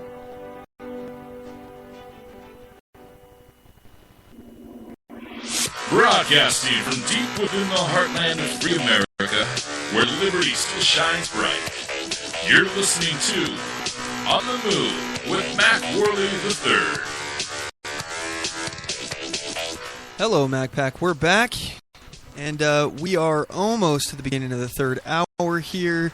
Actually, we were a little further than 15 minutes or so from it because we had the technical problems earlier today. It's actually been a while since we've had some kind of technical issue, so it's yeah, I guess we were due. We had it coming, right? But anyway, for yourself, I've had technical issues the last couple of weeks. Sure. Yeah, that's a good point, right? So anyway, we have a poll here that I'm looking at. This is from 2014, and arguably things have gotten worse, in my opinion, since 2014. And apparently, other people are thinking the same thing here. So let's see here. The first poll that we have is the American dream dying? All right, this is from the Huffington Post. Fewer believe the American dream is possible. Let me see here. Let me find the stats here. According to a new poll conducted by ORC International for CNN Money, 59% of the U.S. now believes, again, this is 2014, June, 59% of the U.S. now believes that the American dream is impossible for most Americans to achieve. That figure is up from 54% in 2016 before the recession. So first and foremost, Mark, being that you are an entrepreneur yourself, how business? Well, it's tough. I mean, it is. It's a lot of it has to do with, what type of business you have, what kind of an idea that you have, how well you can connect with other people in the timing that it is. So it's kind of like an inertia. It's very difficult to really get a good, solid business running and off the ground for a number of different reasons. But once you do, then things can get really good. But it takes a lot of maintenance. It takes a lot of hard work. And frankly, it takes a lot of hoops now to jump through because we've gotten so much more socialist, shall we say. I mean, there's so many more regulations. There's taxes. Income is just, people don't understand when you're talking about minimum wage how it's only $15 an hour here in Seattle. But not only that, you're talking about adding probably another double to that amount when you're talking about the taxes and about the Social Security and about all of the other fees that an employer would have to pay in order to keep that employee, just in the hopes that employee stays. So, the climate is it becomes more and more business unfriendly the more and more layers of regulation that you have, which makes the American dream more and more difficult. But, of course, people will blame capitalism for that versus blaming socialism, which is the number one culprit behind not being able to start up a business. If we just had free market, it would be so much easier to start up a business, easier to employ people, easier to get rid of the people that you don't want on your team, and it would be easier to get business done. I mean, the fact is that the free market has literally nothing to do with what's going on. In fact, we have a fraction of a free market, because the free market is based upon being able to have not artificially stimulated interest rates, which is what the government has. They control the interest rates, and then they also control the currency. They're manipulating both of these, which these are fundamental aspects of a free market they control. But it's my opinion that our government is in fact coordinating an economic collapse. They are slowly collapsing our economy. They're trying to do a controlled collapse, and they're doing things right now that are basically tipping the hat to the bankers out there, letting them know what is going on. Like, for example, they lowered the interest rate at the discount window. That's the big red light, everybody, flashing red lights, discount window rate going off. Now, something they've been saying for years is no way this could ever happen. This would never in a million years happen. Well, according to Reuters, the International Monetary Fund on Monday, as expected, admitted China's yuan into the benchmark currency basket in a victory for Beijing's campaign for recognition as a global economic power. The IMF, the IMF Executive Board's decision to add the yuan, also known as the renminbi. I reckon I'm probably going to get pretty good at pronouncing this, because we'll probably be operating with this. The renminbi, the special drawing rights basket alongside the dollar, euro, pound sterling, and yen, is an important milestone in China's integration into the global financial system, and a nod to the progress it has made with reforms. IMF chief Christine Lagarde, who, along with in-house experts, has previously backed the move, made it clear she did not expect Beijing to stop there. The yuan's inclusion is a largely symbolic move with few immediate implications for the financial markets, but is the first time an additional currency has been added to the SDR basket, and the biggest change in the composition in 35 years. So keep this in mind, gang. They're switching the currencies. When you see Janet Yellen of the Federal Reserve, she's talking about, we don't know if we're going to do these increase these interest rates. We have no idea. Who knows? When they do it, they're going to do it incrementally. It will actively start to pop bubbles like the housing market. It's going to go through and pop the stock market bubble. But again, what they're counting on, what they're literally banking on, is that the stock market collapses while we're being attacked by jihadi terrorists in some kind of huge economic terror attack, or potentially having some conflict with Russia. That way they can say, oh no, it wasn't the interest rate increase. It wasn't us that bankrupted the economy. It was this thing over here. That's what happened. It wasn't us. Same thing happened with 9/11. I'm starting to really think that maybe we left the door open to be attacked with 9/11. I've never been a 9/11 truther. I've never believed this, but they're doing it right now, and it is so obvious that they're leaving the door open for our enemies to attack us, for us to get drawn into some kind of huge economic collapsing event. And it's really making me question. Well, what happened with the financial crisis in 2008? What's going on? I mean, I don't really.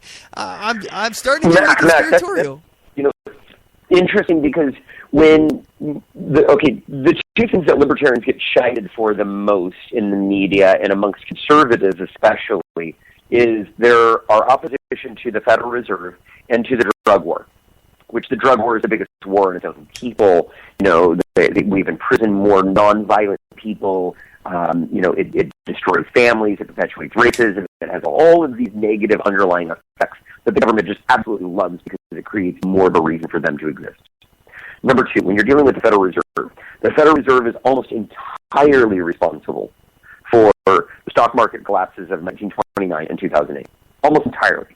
Because they artificially suppress interest rates. And if you think about when the Federal Reserve was created, which is 1913, up to 1929, didn't take too long, about 6 16 years, right? And in that time, you had interest rates that were artificially suppressed. People would be borrowing money that couldn't afford it. People would be putting money into a company's stock because of the fact that that company was borrowing money that they couldn't afford. Then eventually you got to pay the piper, and everybody collapses. And it's because of the fact that you do not allow the market interest rates to work.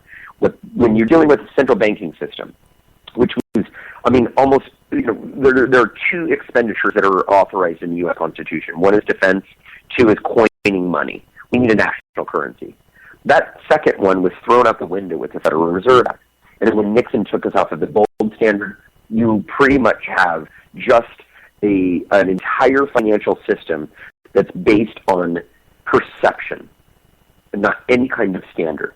So when you deal with the Community Reinvestment Act of 1977, which told banks that you have to loan to communities that are not typically those who could afford to pay the loan. And quite often these are poor, they were minority communities.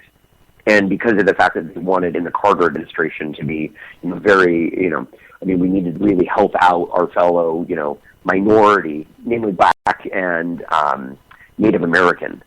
And I think that when you deal with that situation where everybody needs a house and you keep these interest rates low, or you lend to people that couldn't afford them in the beginning, in the first place, all out of the kindness of your heart, then people naturally go out and spend money that they can't afford on things that they shouldn't be buying, and then it creates a behavior that is so influential, which is why they call the chair of the Federal Reserve the most powerful person on earth. If you were determining the monetary supply and you were determining interest rates based on that policy, you were pretty much controlling everybody who uses the dollar. Now you see how that gets so powerful, and when you can start to see how a lot of this stuff has to do with how we start wars and when we, our domestic policy and all of this, the biggest, enemy to a libertarian is the Federal Reserve. And I think that that's where we can start to see, when you're talking about the Fed, raising interest rates to kind of try to corral some of all of this money that they've printed just to try to stop a recession that they started. It's continuously, repairing a broken arm, a bullet wound with a Band-Aid. And these are the kinds of things that are going to get us into an absolute collapse. You're right. You coordinate the economic collapse with a world war situation, and it opens the door for martial law, where the government will take us over and say, screw your liberty, this is for your protection, and we'll have neither. We are literally heading there right now, and what we have done is we have created not even just our economy, but our entire lifestyle. We have created a paper lifestyle where it's not strong. There's no foundation. There's no protection. If it gets wet, it's destroyed. Everything is now. We've built this entire society without a foundation of anything strong in our economy. Nothing to root itself in. Back in the day, our grandparents, they made things. They exported things. They did things for themselves. They stored food. They took personal responsibility and didn't rely on the government. And when you start looking at different things within our economy, like, for example, our labor force participation is way down.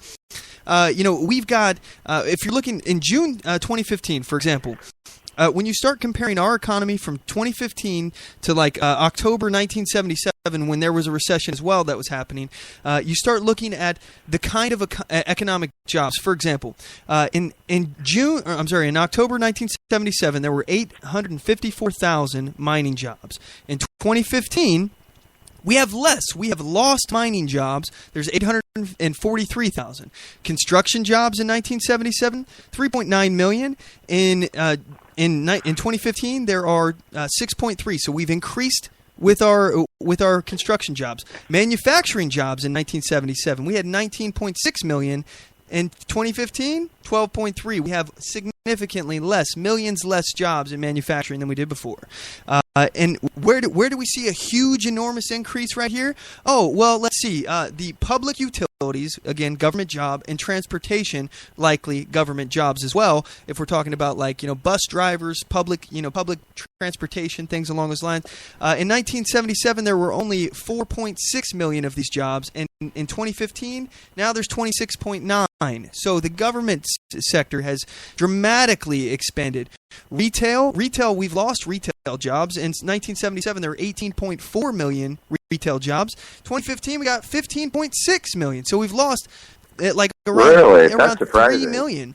Finance and insurance, we've gained about 2 million jobs since 1977 in this sector. Service industry, now this is the kicker. Mark, you remember me telling you about how the jobs that this president is saying that he's created, how we're lowering the unemployment rate, and we're creating such and such amount of jobs. For example, at the beginning of this article I'm reading here, in July 2nd here, President Obama was saying that we added 223,000 jobs to the economy, and we've lowered the unemployment rate. Well, what the jobs that we're adding are service industry jobs. In 1977, we had 15.5 million service industry jobs.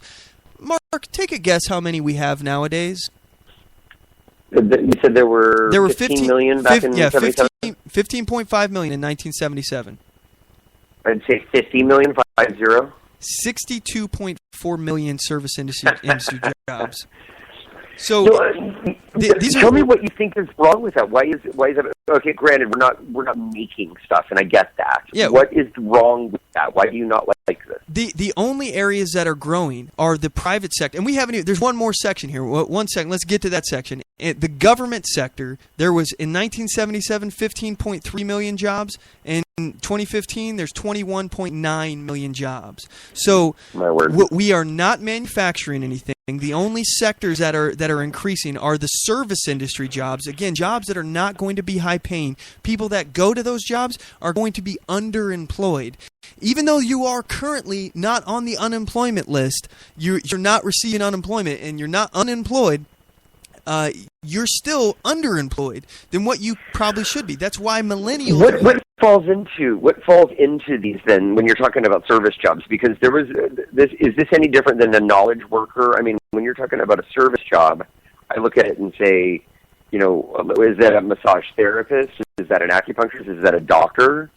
I mean, they're doing services as opposed to certain things. Or are you just talking about like a server at a restaurant or a bartender? Well, let me see here. I mean, what falls into those categories? Because to me, we're moving into a global economy where specialization is key, and I'm very much in favor of that for a number of reasons. Whereas if you look at a lot of other countries that have rawer materials and that have a need for those kinds of jobs that can produce them at a much more expedient pace and a higher or for a lower cost, I'm all in favor of that. Our goods are less expensive, and our people can focus on jobs that are not physically demanding. So I mean, if they're just going to be serving waiting tables. According to Google, just a quick Google search of service industry, it's a business that does work for a customer and occasionally provides goods. So it's basically, you're not actually giving anything like any product for the most part. It's very likely, I'm guessing, like waitressing, fast food, those kind of things are like service industry kind of stuff. Although again, I don't necessarily know what all goes into the classification. I'm sure that, I guess, that we could break that down on another show. But the point is, we're not making anything. Our economy is not self-reliant, and it's all artificially propped up. You can see the sectors that are increasing are government and service industry. And the point is that within the service industry, you're not talking about high-paying jobs. The economy is hurting right now, and we have all these people with college educations. I know many of you out there, some of you listeners to this show who, by the way, one of my friends, he's got an aerospace engineering degree, can't find a job, been unemployed for a long time, and desperately trying to find work. This is the kind of stuff that millennials are dealing with. That's why most of us are living with our parents, in their basements or something, can't find work. The work you do find, you're getting underpaid because you're competing in a job market where there's a lot of people, and it's supply and demand. And we're being told that we're going to get free college by the government, by Bernie Sanders and Hillary Clinton and Barack Obama. Free college. All this is a ploy to distract the youth from being upset about what is to come. And I'm telling you guys right now, if you are listening to the sound of my voice, we are in the process of a controlled economic collapse. Things are happening behind the scenes right now to where our government, they know good and well that our economy is going to collapse. They're spinning us into oblivion, and they're going to slowly and controlled collapse our economy. That way they can make all the money.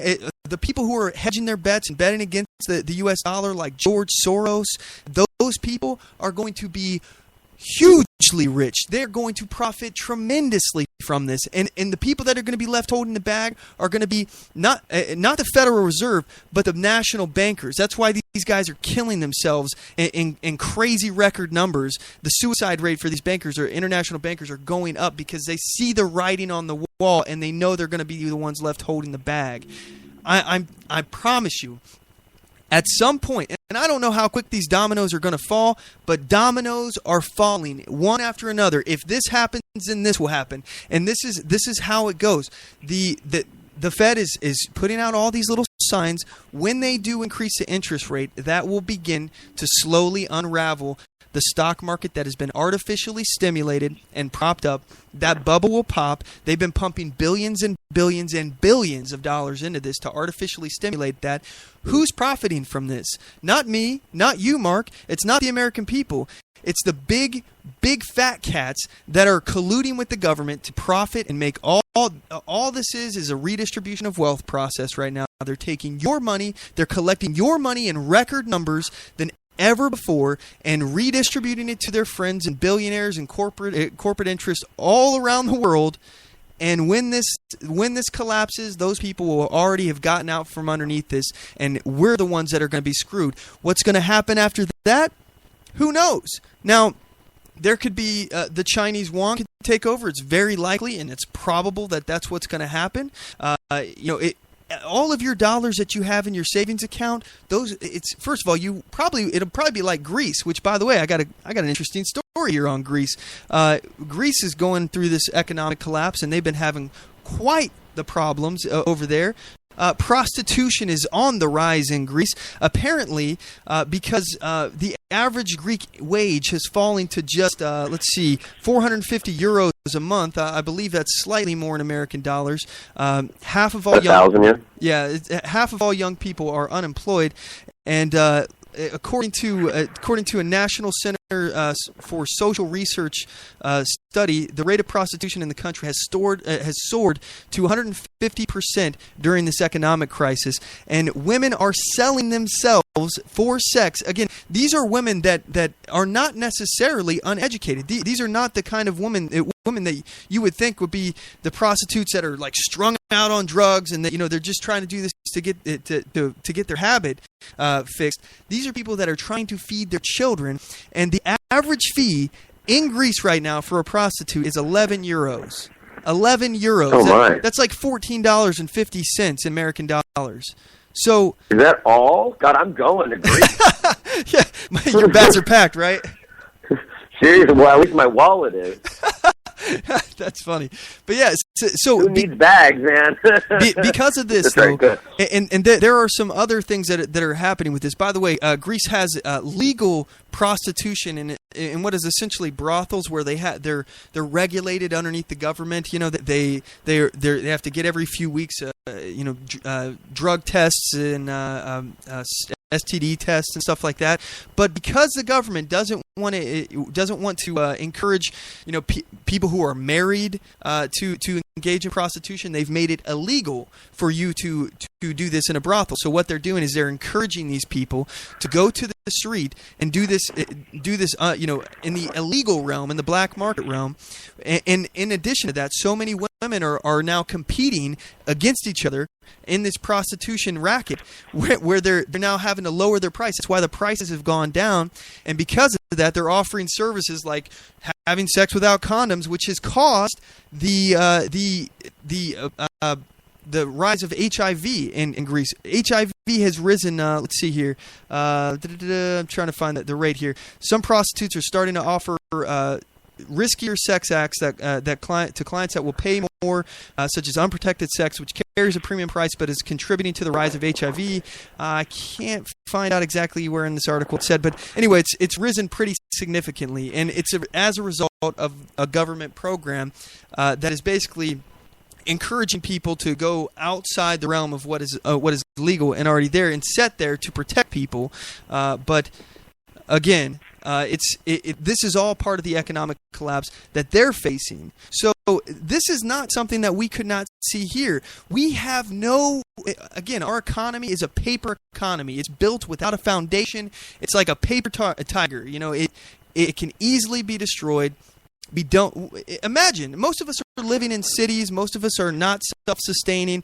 If the poo hit the fan, what are you going to do? If there's no food in grocery stores, if the government is coming around and taking your guns, if there's martial law, what are you going to do to put food on the table for your family?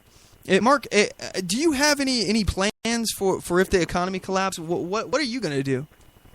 Well, I don't think I'm good looking enough to be a prostitute, so I'm not sure what I would do. I mean, I've always been in sales, so maybe I could just sell, that, but I don't know. I mean, I haven't stocked up my pantry yet, and I haven't really looked at, the coming apocalypse, but it definitely seems as though this is the most dangerous that this world's been since maybe the height of the Cold War. And yet, with a mutually assured destruction, there was never really going to be a hot war with that. With this, it's a completely different scenario because we're facing an economic collapse on a domestic side. We're facing another world war where there's nuclear weapons. There's people that they don't care about dying. They don't care about country. They care about their God. And you're in a situation where people have more access to the means to kill people, and the people who should be defending themselves with those guns are the ones that are too scared because they're either too law-abiding or they are just duped to feel as though the government's going to take care of them. So, if prostitution's my last resort, well, then I guess I'll go for it. But I'm just telling you, I hope we don't ever have to get that way because, the clientele I think I could attract just wouldn't really make it worth it, Jimmy. So well, pimping ain't easy, but it's necessary, right? So absolutely. Drastic times call for drastic measures.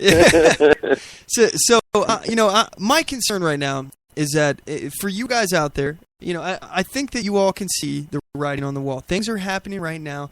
Things are at play, and I hope I'm wrong. I genuinely do, but I honestly, I don't think I am, and I'm not. This isn't an ego thing. This isn't me trying to act like I know more than somebody else. I don't care about that. What I'm concerned about is protecting myself, my family, and my friends, and I consider you guys to be friends. So what I want to do is just sit around here for a minute and talk about what you could do to help protect your family. All right, in whatever is to come. Now, I'm not saying this will be the end all, but the very first thing I would say: get the hell out of a city. If you have the ability to move just a little further outside of a city, if you're in a really big city, especially a city that has a lot of Democrats in it, you should probably get far out of that city. So, are you talking to me, Matt? Because I'm in Seattle, where we elected a socialist for a county commissioner. I would imagine you're speaking right up to my right up my alley. if you feel like I'm talking to you, I'm talking to you. So get out. And I understand. You don't have money, and a lot of people. Maybe your job is in the city. Have a plan. Have a bug out plan. Have something. Have a place where you're planning to go. A friend outside of town. Something. Have a group of people that you're working with. And I know this sounds. A lot of this sounds crazy, and I understand, but it just makes sense with everything that's going on to have a way to get out of town for a little while until things blow over, if they do blow over. Now, if they don't, you're going to have to start thinking about what you're going to do afterwards. After the economy collapses and the U.S. dollar goes the way of the Weimar Republic, where children were in the streets building pyramids out of money. What do they call it? Like little strips of money or whatever. Anyway, you get the point. They're building things out of cash that is worthless. It's just paper now. So once our dollar falls, it's going to fall hard, and I don't know where it's going to shake out in the global economy. I don't know, to invest in the yuan. I don't know what to invest in. But what I can tell you that I can guarantee you, first of all, they're going to continue to come after our guns. They're going to come after our guns, and that's going to be the most important thing for everyone to have. Have a gun. Have ammo. And by the way, if you're talking about ammo, with all the instability going on in the world right now, if you like, for example, Russian-made ammo, you're probably having a hard time finding it right now because we've imposed sanctions on Russia. So if you're buying Russian ammo, it's hard to find now. There's not a whole lot of it. So if you are somebody who shoots that kind of stuff, now your options are less limited. Price of ammo is going up in other areas because now there's less supply of ammo in all these areas. They can charge more, blah, blah, blah. You get what I'm saying. So buy ammo, buy guns, buy food. Now, you don't have to go crazy and buy a year's supply of food and spend thousands of dollars on it. I mean, you can if you want to. If you want to invest in that, especially if it lasts for a really long time, like if it's got like 25 years shelf life, it doesn't hurt. The price of food pretty much has always been going up. So it's one of those investments that that if you buy a month's worth of food, you're probably going to save yourself some money in the long run anyway, even without considering the hedging and economic collapse implications. So, Mark, you said you don't have a whole lot of food. What's going on with that, man? How much food you got in your cupboard right now? I've got a few cans of tuna. I've got some, some rice, and I think a few more cans of soup. Everything else is perishable because I like my fresh stuff. But yeah, it's I don't know. I mean, I don't think it's all doom and gloom. I definitely think it's getting scarier. I'm not necessarily saying that I'm going to move out of a city. I mean, that one Nightline video that I showed you actually took place in Greensboro, Kentucky, not too far from where you're at. Oh, yeah. So, I mean, this stuff can happen anywhere. And, I mean, it is, it's a lot more of a, an easy target when you've got a massive group of people, especially people who are rallying together for something like a sporting event or something like that. I just don't want to live in fear. I mean, I hate it because I am a little afraid. I think for the first time in my life, when I go into a big city like in Seattle, because I live in Seattle, I go into group events and I'm like, wow, something bad could happen right here. Well, I'm not even necessarily talking about, like some terrorist attack happening inside the city. I want you to imagine if everyone is broke, there is no dollar, everybody's broke, there's no trucks coming in with food, like a Hurricane Katrina type scenario all over the country, okay?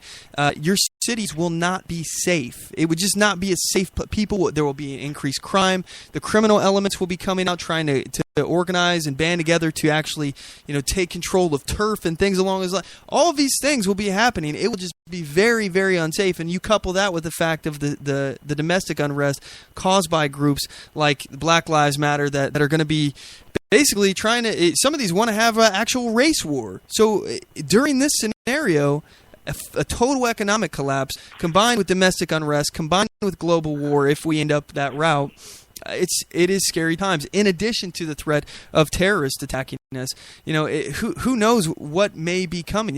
By the way, in Crimea, I believe, if I'm remembering the news correctly, there was a report that the power grid got taken out in Crimea, and I haven't seen that very, very, very many places in the news. Who did it? We don't even know. So, first of all, that's a question of itself, but it could absolutely happen here. We're weak and vulnerable.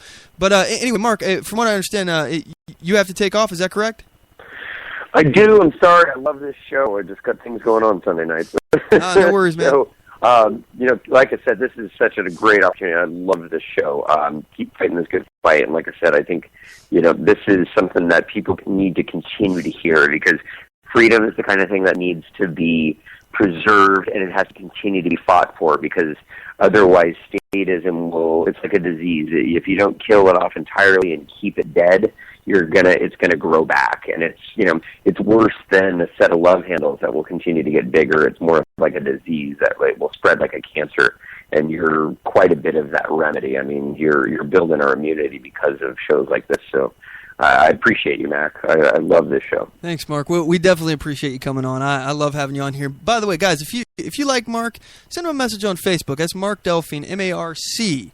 Delphine on Facebook. Let him know what you think about his opinions and tell him you appreciate him coming on the show. But hey, Mark, I really do appreciate you coming on, man, and have a good one, man. I won't keep you any longer. Thank you. Talk to you soon. All right, take it easy, buddy. All right, guys, so at this point, we're going to go ahead and cut to a commercial break. When I come back, I just want to chew the fat with you guys and give you some of my ideas and ideas that I've taken from other people about things that you can, number one, do to hedge your bets. Things that you can do. And I'm not selling you a product. I have nothing here to offer you other than my opinion. All right? So it's worth what you're paying for it. But I'm just going to tell you some of the things that I've thought about, and I've stolen ideas from other people of things that can help. Some things are extremely common sense, and others are some areas maybe you haven't thought about. So anyway, we'll be right back with that after these commercial messages. Do not go anywhere. Oath Keepers is a nonpartisan association of current active duty military, reserve, guard, veterans, peace officers, and firefighters who will fulfill the oath we swore, with the support of like-minded citizens who take an oath to stand with us, to support and defend the Constitution against all enemies, foreign and domestic. So help us God. Join us at oathkeepers.org.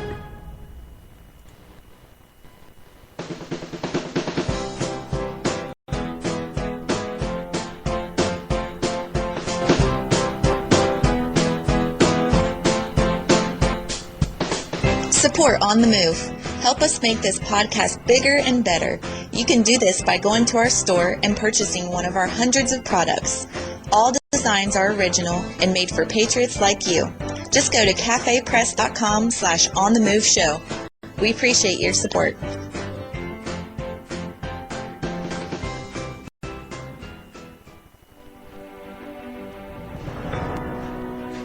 Hi, I'm Latasha Worley, and I work with candidates to creatively and effectively communicate their message to voters. I offer professional graphic design services from yard signs to flyers, from logos to vehicle magnets. Email me today at latashaworley@gmail.com.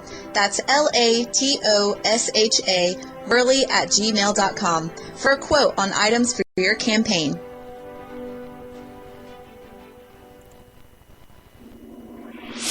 Broadcasting from deep within the heartland of free America, where liberty still shines bright. You're listening to On the Move with Mac Worley III. All right, MacPack, our phone lines are open, so if you want to join today's conversation, feel free to do so. The number to the show is 360-450-5625. Again, that is 360-450-5625. You can message us on Facebook.com/OnTheMoveShow or get us on Twitter at OnTheMoveShow. I'm really looking forward to hearing from you guys, so please feel free to give us a call, message us, something along those lines. Tell me what you think, what's on your mind, any topics you have in mind you'd like us to talk about. I'd be happy to do that as well. We have several other featured topics that we're still going to get to today, so do not worry. We're going to be talking about the climate change being a power grab. We're going to get to that in a moment. But first, I wanted to talk about what are you going to do if the economy collapses? What are you going to do with all of these things that I've been talking about for a few weeks here? Actually, since the beginning of this show, pretty much, but really hammering it the last few weeks. What are you going to do when all of these coalesce? And if it does happen, and again, I don't think this is a matter of if anymore. I think this is when. And all of the things that I'm saying have been happening. Dominoes are falling one by one, one by one. And again, I'm not saying that it's all going to happen at once or even that the fall of the dominoes are going to speed up. But what I do know is that when these start hitting, it leaves us with an option of, okay, well, if this happens, that may happen, and if that happens, then this may happen, and this is what has been going on with the situation with Syria. We were saying for a long time that there's so many different people involved in this area, this regional conflict. We have tons of different interests in this. I mean, you have the U.S.-backed rebels as a proxy from the U.S. You have Assad as a proxy from Russia. You've got ISIS as a proxy from the United States as well. We armed them and we funded them as well. We're a state sponsor of terrorism. This is an undeniable fact. You have Iran that's been involved in Syria. You've got Cuba, some reason, involved in Syria. You've got, dozens. France has been bombing in Cuba. Turkey. You got the Turkmen. There are so many people in this little tiny area. It was bound to happen. Something was bound to happen. And then Turkey shot down the Russian jet. Turkey's part of NATO. Article 5 of NATO says to attack one is to attack all. Let's calm it down. There are so many different things happening in addition to the fact that President Obama has spent us into oblivion. The economy is going to collapse. This is not a matter of if anymore. This is a matter of when. And I'm looking at this article here, and we've talked about food. Now, let me give you an example here of something easy you can do, first of all. I'll get to this article in a second, but you want to get a gun now. Get a gun now, before it's too late. If you are one of the few people out there listening to this show and you don't have a gun, get one. Please. Please. You deserve to have a gun to protect your family. You owe it to your family. You can't rely on the government to protect you. You can't. This government is making you less safe. They are actively trying to get people here who potentially will hurt you. Thousands of Syrian refugees, and it doesn't make sense to take a step back and say, maybe we should put a pin in that and try to figure out if we can properly vet them, because even the ones that we are properly vetting, like the one that came here, the Farik whatever, the California shooters, his wife came from Saudi, was vetted on a visa, a spousal visa to come here. She went through a really vigorous vetting process. And Obama's over here talking about, terrorists who are on a no-fly list shouldn't be able to get guns. She was vetted. She came here. She obviously wasn't on a no-fly list. This doesn't apply to the scenario. The president is leaving us open to attack. He's actively trying to go after your right to keep and bear arms. He says it's the thing he feels most stymied on. It's obvious that he's going to continue trying, and he very well may succeed.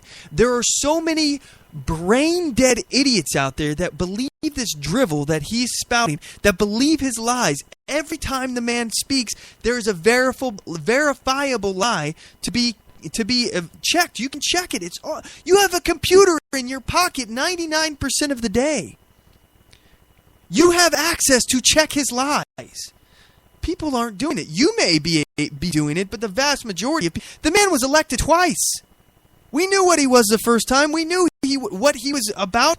We called him a socialist then, and he called us a racist because, that really, it's really talking about his race, being black. What's black and socialists have anything to do with it? But again, everything that comes out of this man is a lie. You cannot trust him. You cannot trust whoever is behind all of this, pulling the strings. I don't know if it's a group of people who are working together or many different interests that just want to see the world burn so they can profit. I don't know. I don't know. But what I will tell you is that you can't trust your government. You cannot trust the government to protect you. And not only that, but they have no legal obligation to protect you. They didn't protect you from 9/11. They didn't protect anybody from the Boston Marathon bombing. They didn't protect us from this latest shooting in California, even though it's the strictest gun laws in the country. Like some of the strictest gun laws in the country in California, the weapons they had were illegal. Whether or not they were modified to be fully automatic or not, they were illegal. Just an AR-15, a semi-automatic rifle with a 30-round magazine, illegal. They couldn't even have had those. So the answer to what Obama's saying is more gun control. He will go after the guns. Your guns are going to go away. Your right to keep and bear arms is going to go away at this rate. You need to buy a gun now, before it's too late. You need to buy your ammo now, before it's too late. That's your number one thing that you're going to have. It doesn't matter how much food, how much water, how much gold, how much any other asset, physical asset that you have invested in. You need a gun to protect it. You need a weapon to protect it. Otherwise, somebody can just walk right in and take it from you. So, if you're thinking about buying a gun, the time is now. The time is now to buy a gun. Buy ammo, buy a gun. You need it. This is not a want. You need a gun. So as far as food's a great investment. There's plenty of prepackaged foods. I believe, and again, I'm not getting paid from these guys. My Patriot Supply has prepackaged meal plans that you can buy. I think for a 30-day supply of food is like, for one person, is like $100 or something like that. They have a pretty good deal going. They got 6 months supplies that come in nice little organized packages and stuff. Again, I'm not getting paid from these guys. If they wanted to pay me, I'd be happy to promote them. But I'm just telling you right now, there are easy ways to go about it. MyPatriotSupply.com, that's one of them. Or you can just do what I did. Go to the store, pick up 5-gallon buckets. All right, they got food grade 5-gallon buckets. Get Mylar bags, dump 25 pounds worth of dried food in there. Seal up the Mylar bag after squeezing all the air out of it. Put it in the bucket. Seal the bucket. You don't have to worry about it. You can have hundreds of pounds of cheap food like this stored away that will last you for years and years and years, as long as it stays dry and airtight. You don't have anything to worry about. Look at it as an insurance policy.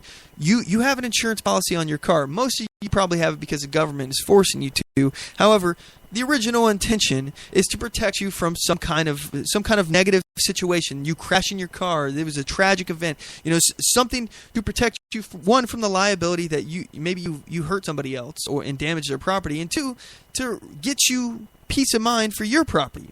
If you have life insurance, that's what that is as well. It's peace of mind. You're buying yourself peace of mind. You don't have to worry about it once you do it. Just spend the money on it, and you don't have to worry about it.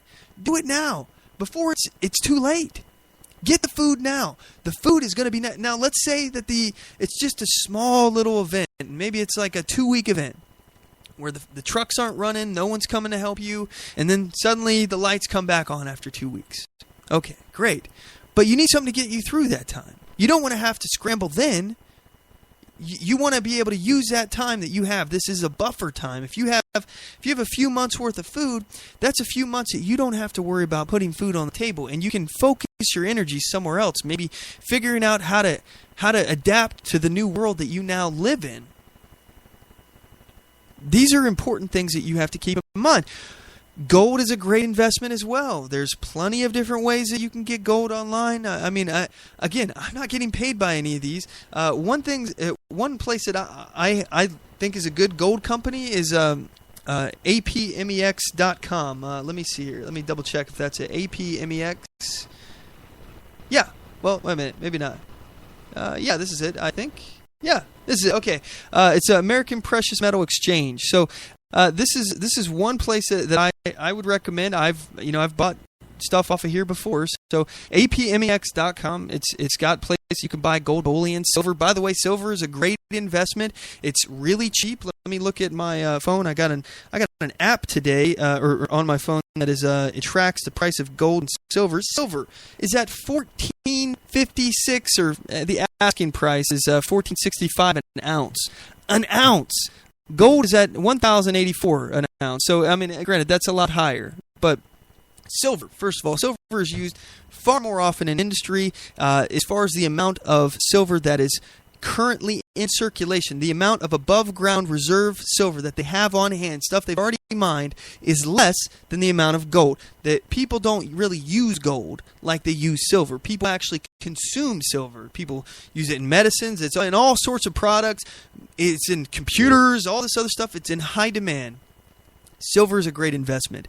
And I have read, and I don't know the accuracy of this claim, but I've read that silver is supposed to be a certain percentage of gold historically. At least it has been. But because of our deviation from the gold standard, we have dramatically lowered the price from artificially stimulating all sorts of different crap that our economy does and that the Fed does and all the stuff that we've been doing to manipulate the free market.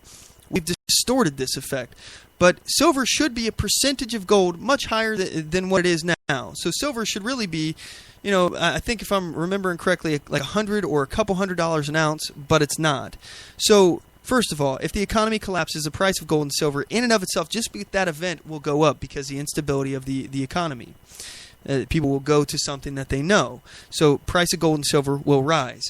But then also, if our economy collapses, the economy that's basing all of these prices, and it's completely artificial, completely out of whack. It's a wonky economy.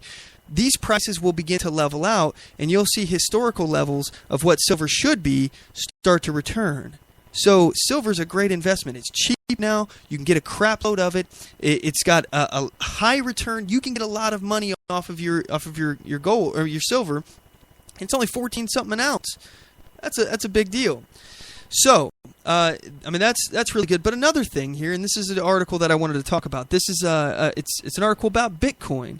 The article is titled, "When the Dollar Collapses, Which is Better Money, Gold or Bitcoin?" And the article starts out, by the way, this is written by Vander Smart on, March 21st, 2015. Anyway, he says, I trust that you as a reader are educated enough to know that U.S. dollar is on its last legs as a global reserve currency.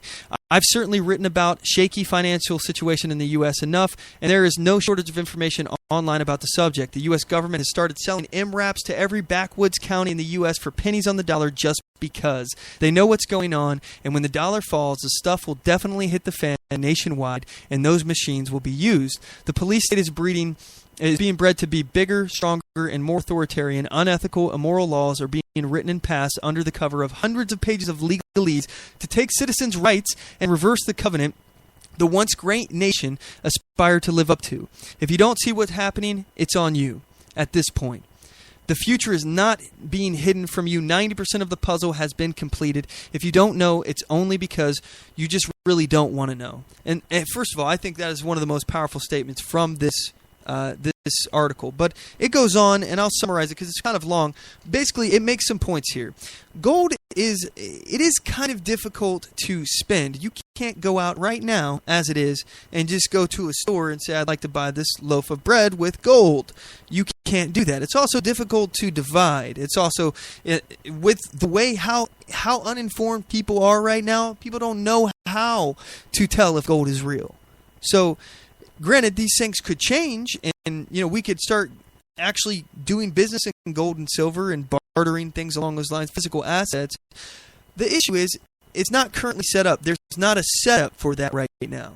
So that would be something that would have to be established. It would be something that people would have to come together and organize, and communities would work on and get to that point. However, it's not something that we're at right now. In addition, if you have an ounce of gold, it's not very divisible. Now they do make gold in smaller portions, and it's a lot more divisible that way.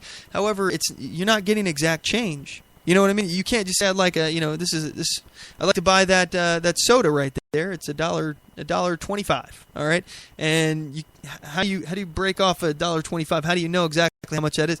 You got to start saying like it's this amount of gold. This many grams or whatever.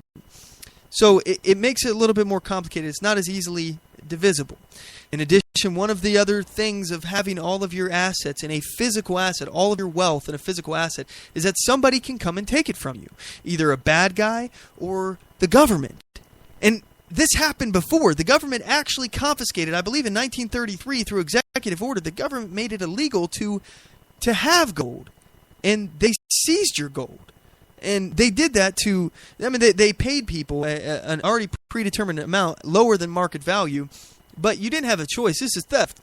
It doesn't matter if they pay you for it afterwards. It's still theft.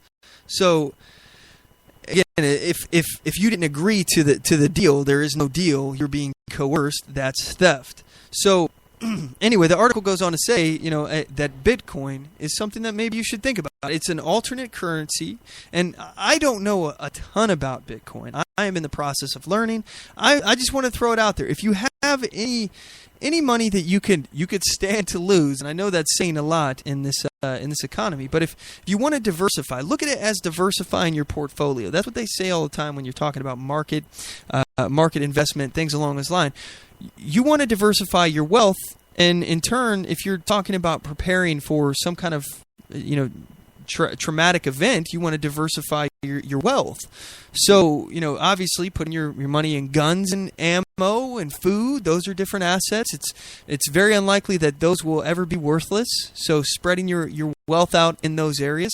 Also, spreading your wealth out in gold and silver, those are good hedges of your wealth as well. If you have excess wealth that you want to store in that, those are great.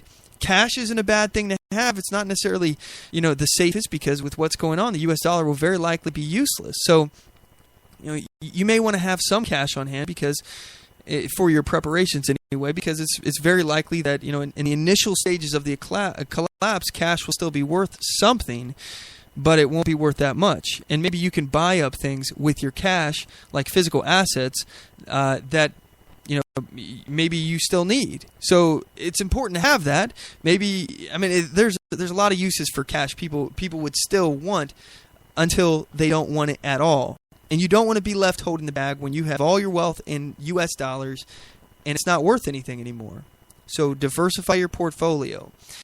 I'm going to take a look at Bitcoin, and I'll tell you why Bitcoin, I like it. Number one, it's very divisible. All right, it down to like the 0.1% of a Bitcoin, you can divide amongst that, and you can conduct electronic transactions through that.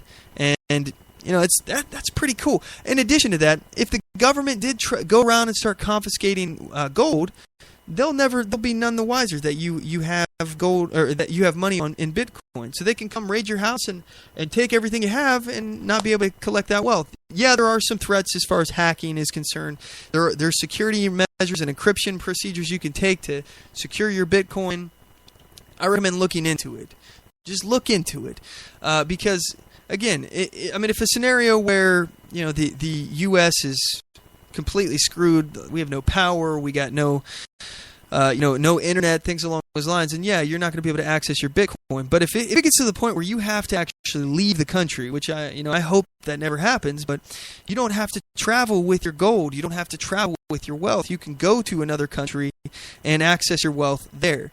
It's just one other step to diversify your portfolio, so to speak, your emergency preparedness portfolio that you may not have thought about. I figured I'd mention it.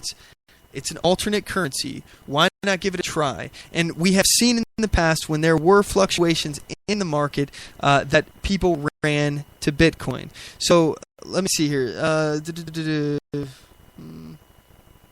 Okay, so in this article they talk about how Bitcoin has actually, the value of Bitcoin has gone up during economic crises. But again, it's a volatile market, so you may end up losing money.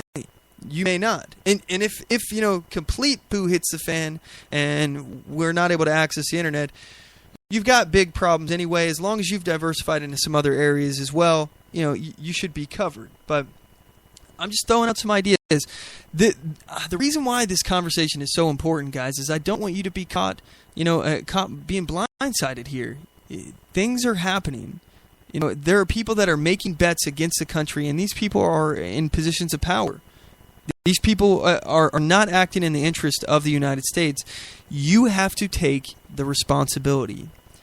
You have to take the responsibility. This is like that old fable where there was a squirrel and a cricket, and the cricket was lazy, and he always made fun of the squirrel because he was storing up his nuts for the winter. He was preparing for the winter to come, and when the winter came, the cricket died. The squirrel survived because he took personal responsibility. These are the stories that we don't teach anymore. We're coddling our children. We're giving kids trophies just for showing up. Participation trophies. I think that is that's the beginning of the decline. I think the Roman Empire must have done that as well. I'm joking, but obviously it wouldn't even surprise me. The beginning of the fall is when you start denying reality. When you shield people from truth. You have to face the truth.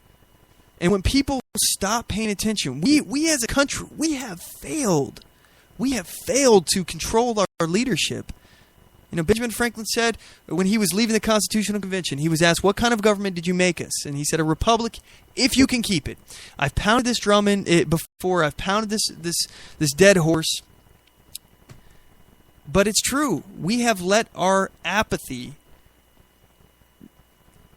result in the government completely disrespecting the Constitution, completely becoming lawless. I don't recognize our country anymore.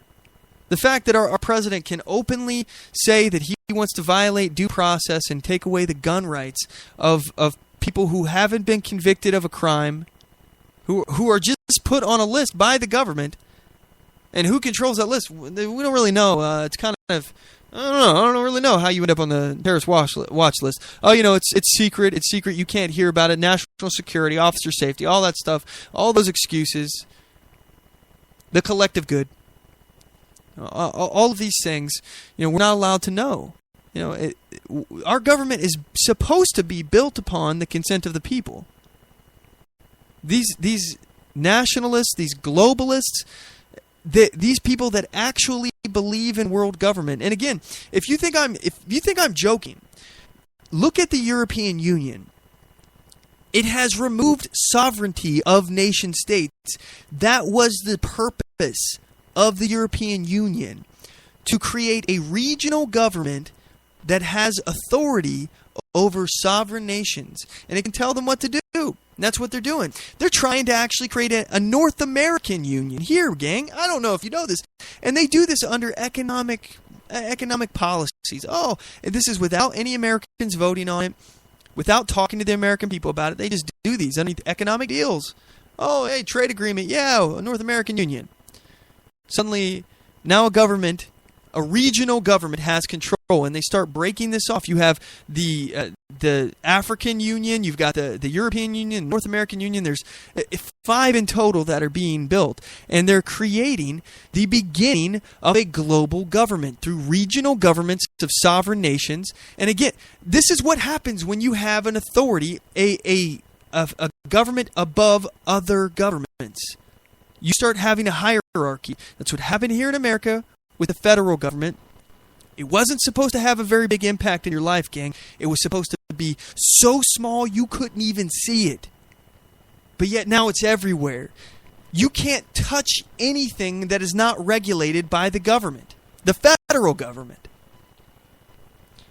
The feds have overstepped their bound. They have usurped state sovereignty. They've started getting in places they have no business or constitutional authority to be in through the Commerce Clause, the Interstate Commerce Clause, supposed to be able to give our federal government the ability to regulate interstate commerce.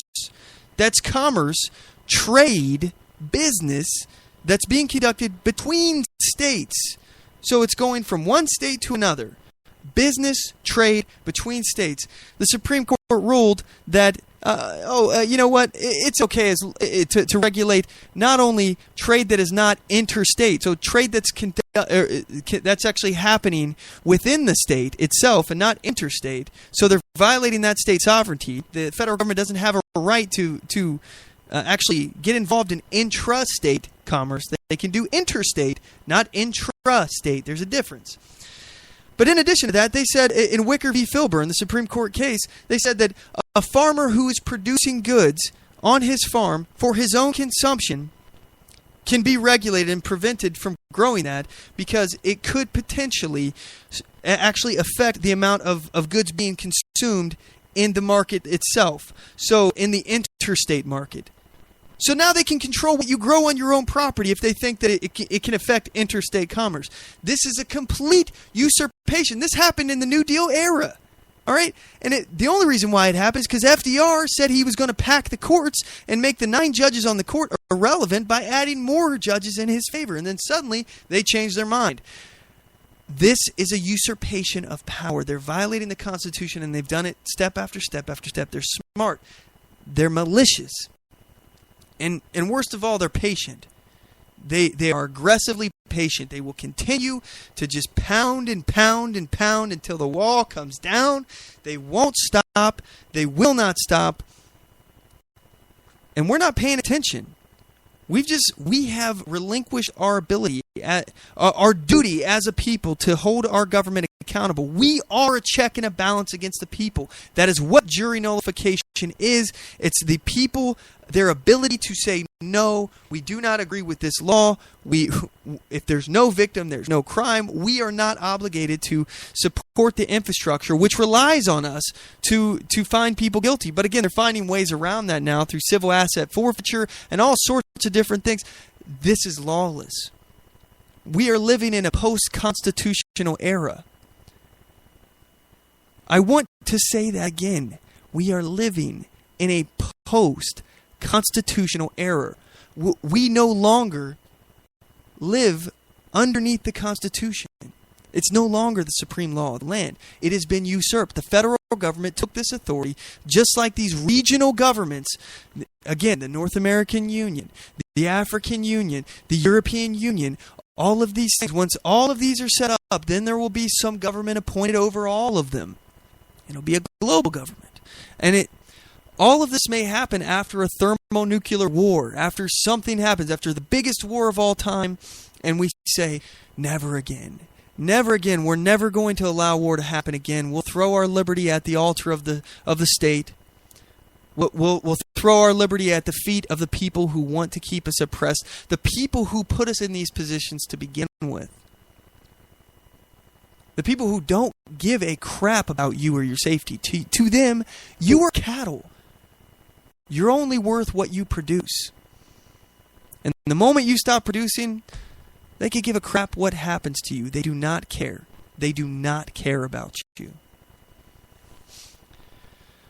So please, I'm begging you, take the time to prepare yourself for what's to come. And I know I sound like Chicken Little, the sky is falling, the sky is falling. I'm just saying, ignore me at your own risk. You've been warned. And at this point, if you refuse to do anything about it, this is on you. This is on you. You're the cricket. You want to be the squirrel. That's all I'm saying. You don't want to be the one who's reliant on someone else's goodwill and charity, because when times are tough, there's not going to be a whole lot of that to go around.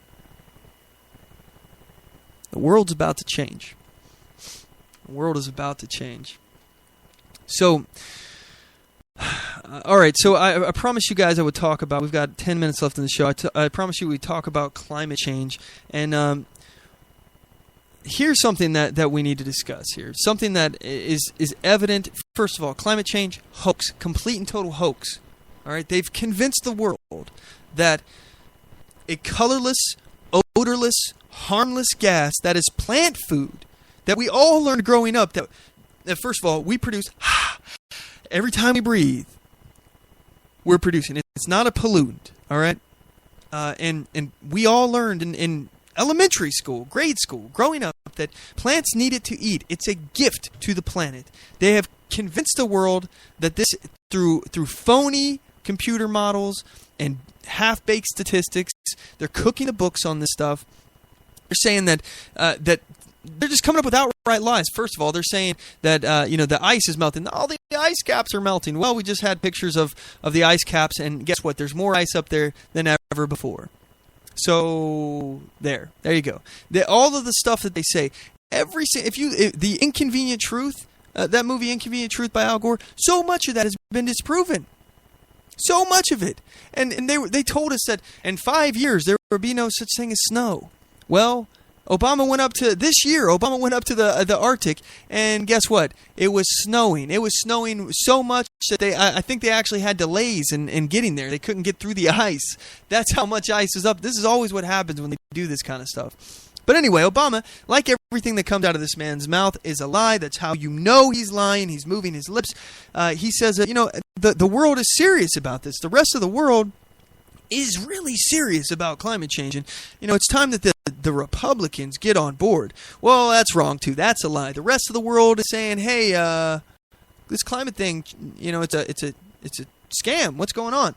So, according to Putin, Putin from Russia, all right? He's not going on with this New World Order agenda thing where they're trying to build a global government. Climate change is all about redistribution of wealth. That's what it is. It's going to take the wealthy countries. Again, if you're operating a global government, all right? I want you to think about this from a business perspective. If you have a sector in your business that is really doing well and operating very efficiently, and you have a lot of other areas, i.e. third world countries in a global government concept, that aren't doing so well, that they're not very great producers, if you had this kind of business, you would want to redistribute wealth from the high-performing areas to your weaker ones and get them able to actually produce, and that way all of your little minions are making you more money than ever before. So that's what this purpose is, and it's about control. They want this income. This is no different than an income tax. This is a global income tax, gang, to fund a global government. That is what climate change is. And Putin, he knows this is a scam. He said, we found that while climate change does exist, it's cyclical, which means it happens in cycles. It's not man-made, and that the anthropogenic role is very limited. So again, the amount of effect that humans have on it is very limited. It became clear, he goes on, that climate is a complicated system, and that so far the evidence presented for the need to fight global warming was rather unfounded. This is what we've been saying. Look, I'm not saying that climate doesn't change. We have a giant ball of fire in the sky that happens to affect the climate pretty dramatically. But what I'm saying is it's a very complicated system. We don't understand it. There's the science that they claim to have is cooked. They have cooked the books. They've changed the numbers. They are lying to you. It is a hoax, and Putin knows. Putin knows this is a hoax. He realizes, hey, what's going on? He thinks, according to Putin himself, that this is a plan to restrict the might of the Russian government. He said Russian President Vladimir Putin believes global warming is a fraud, a plot to keep Russia from using its vast oil and natural gas reserves. Putin believes there is no global warming, that it is a fraud to restrain the industrial development of several countries, including Russia. Now, this is concerning. But this is the dailycaller.com, the article written by Michael Bostak, if I'm saying that name right. This is on the October 2015. There we go. So Putin's saying this is a scam, and for the longest time, China wasn't going in with this climate change scam either. Well, what do you know? They've suddenly changed their mind. I wonder why. What happened? Could it be that on May 10th, an article written by WashingtonPost.com, written by Stephen Muffson, told us about a quiet nuclear deal with China, between Obama and China, that raises some proliferation concerns. So what happened? China wasn't going along with this. They say, hey, we're gonna produce whatever the hell we want, and you guys are going to tell us what to do. And this climate change thing is bull. We don't believe you. But Obama says, look, China, you signed this deal with us, and we'll give you nuclear technology for your subs that make your submarines quieter, harder to detect. China suddenly signs on with this. Obama is literally making us less safe. He's giving money, he's giving resources, he's giving technology to people that are potentially geopolitical foes. Potentially. Now, I'm not saying that we're at war with China or anything like that, but it's not a good idea to give them our nuclear sub technology. Just throwing that out there. So, yeah, this is why China's now in on it. But China, they're not going to do a damn thing to curb their carbon emissions. They're going to sign on this deal, and they're going to continue doing whatever the hell they want, because they're not going to sacrifice their GDP one iota to prevent climate change. They understand that burning fossil fuels is inextricably linked to their GDP. They're not going to hurt that. China needs to secure its GDP, continue building its economy to keep its billions of people happy, because if those people somehow aren't happy or become unemployed, China has a revolutionary past. Things aren't going to play out very well. So China knows that they need stability. Russia, they doesn't want to go along with this because Russia understands this will be completely detrimental to them, and this is in fact building a new world order. Russia's not going to play ball with this. I'm telling you guys, it's coming. It is coming. They're doing everything in their power to set this up. They're doing the regional governments, the unions that I was talking about. They got 5 different union governments that they're working on building. They're going to put this climate change policy in effect to completely regulate every aspect of your life. I mean, everything. And they picked carbon dioxide because the things that you can do to abate carbon dioxide cost so much money. It's so expensive. But real pollutants, those technologies are, first of all, they're proven to work. They're not experimental technologies like what's going on with climate change. And they're inexpensive.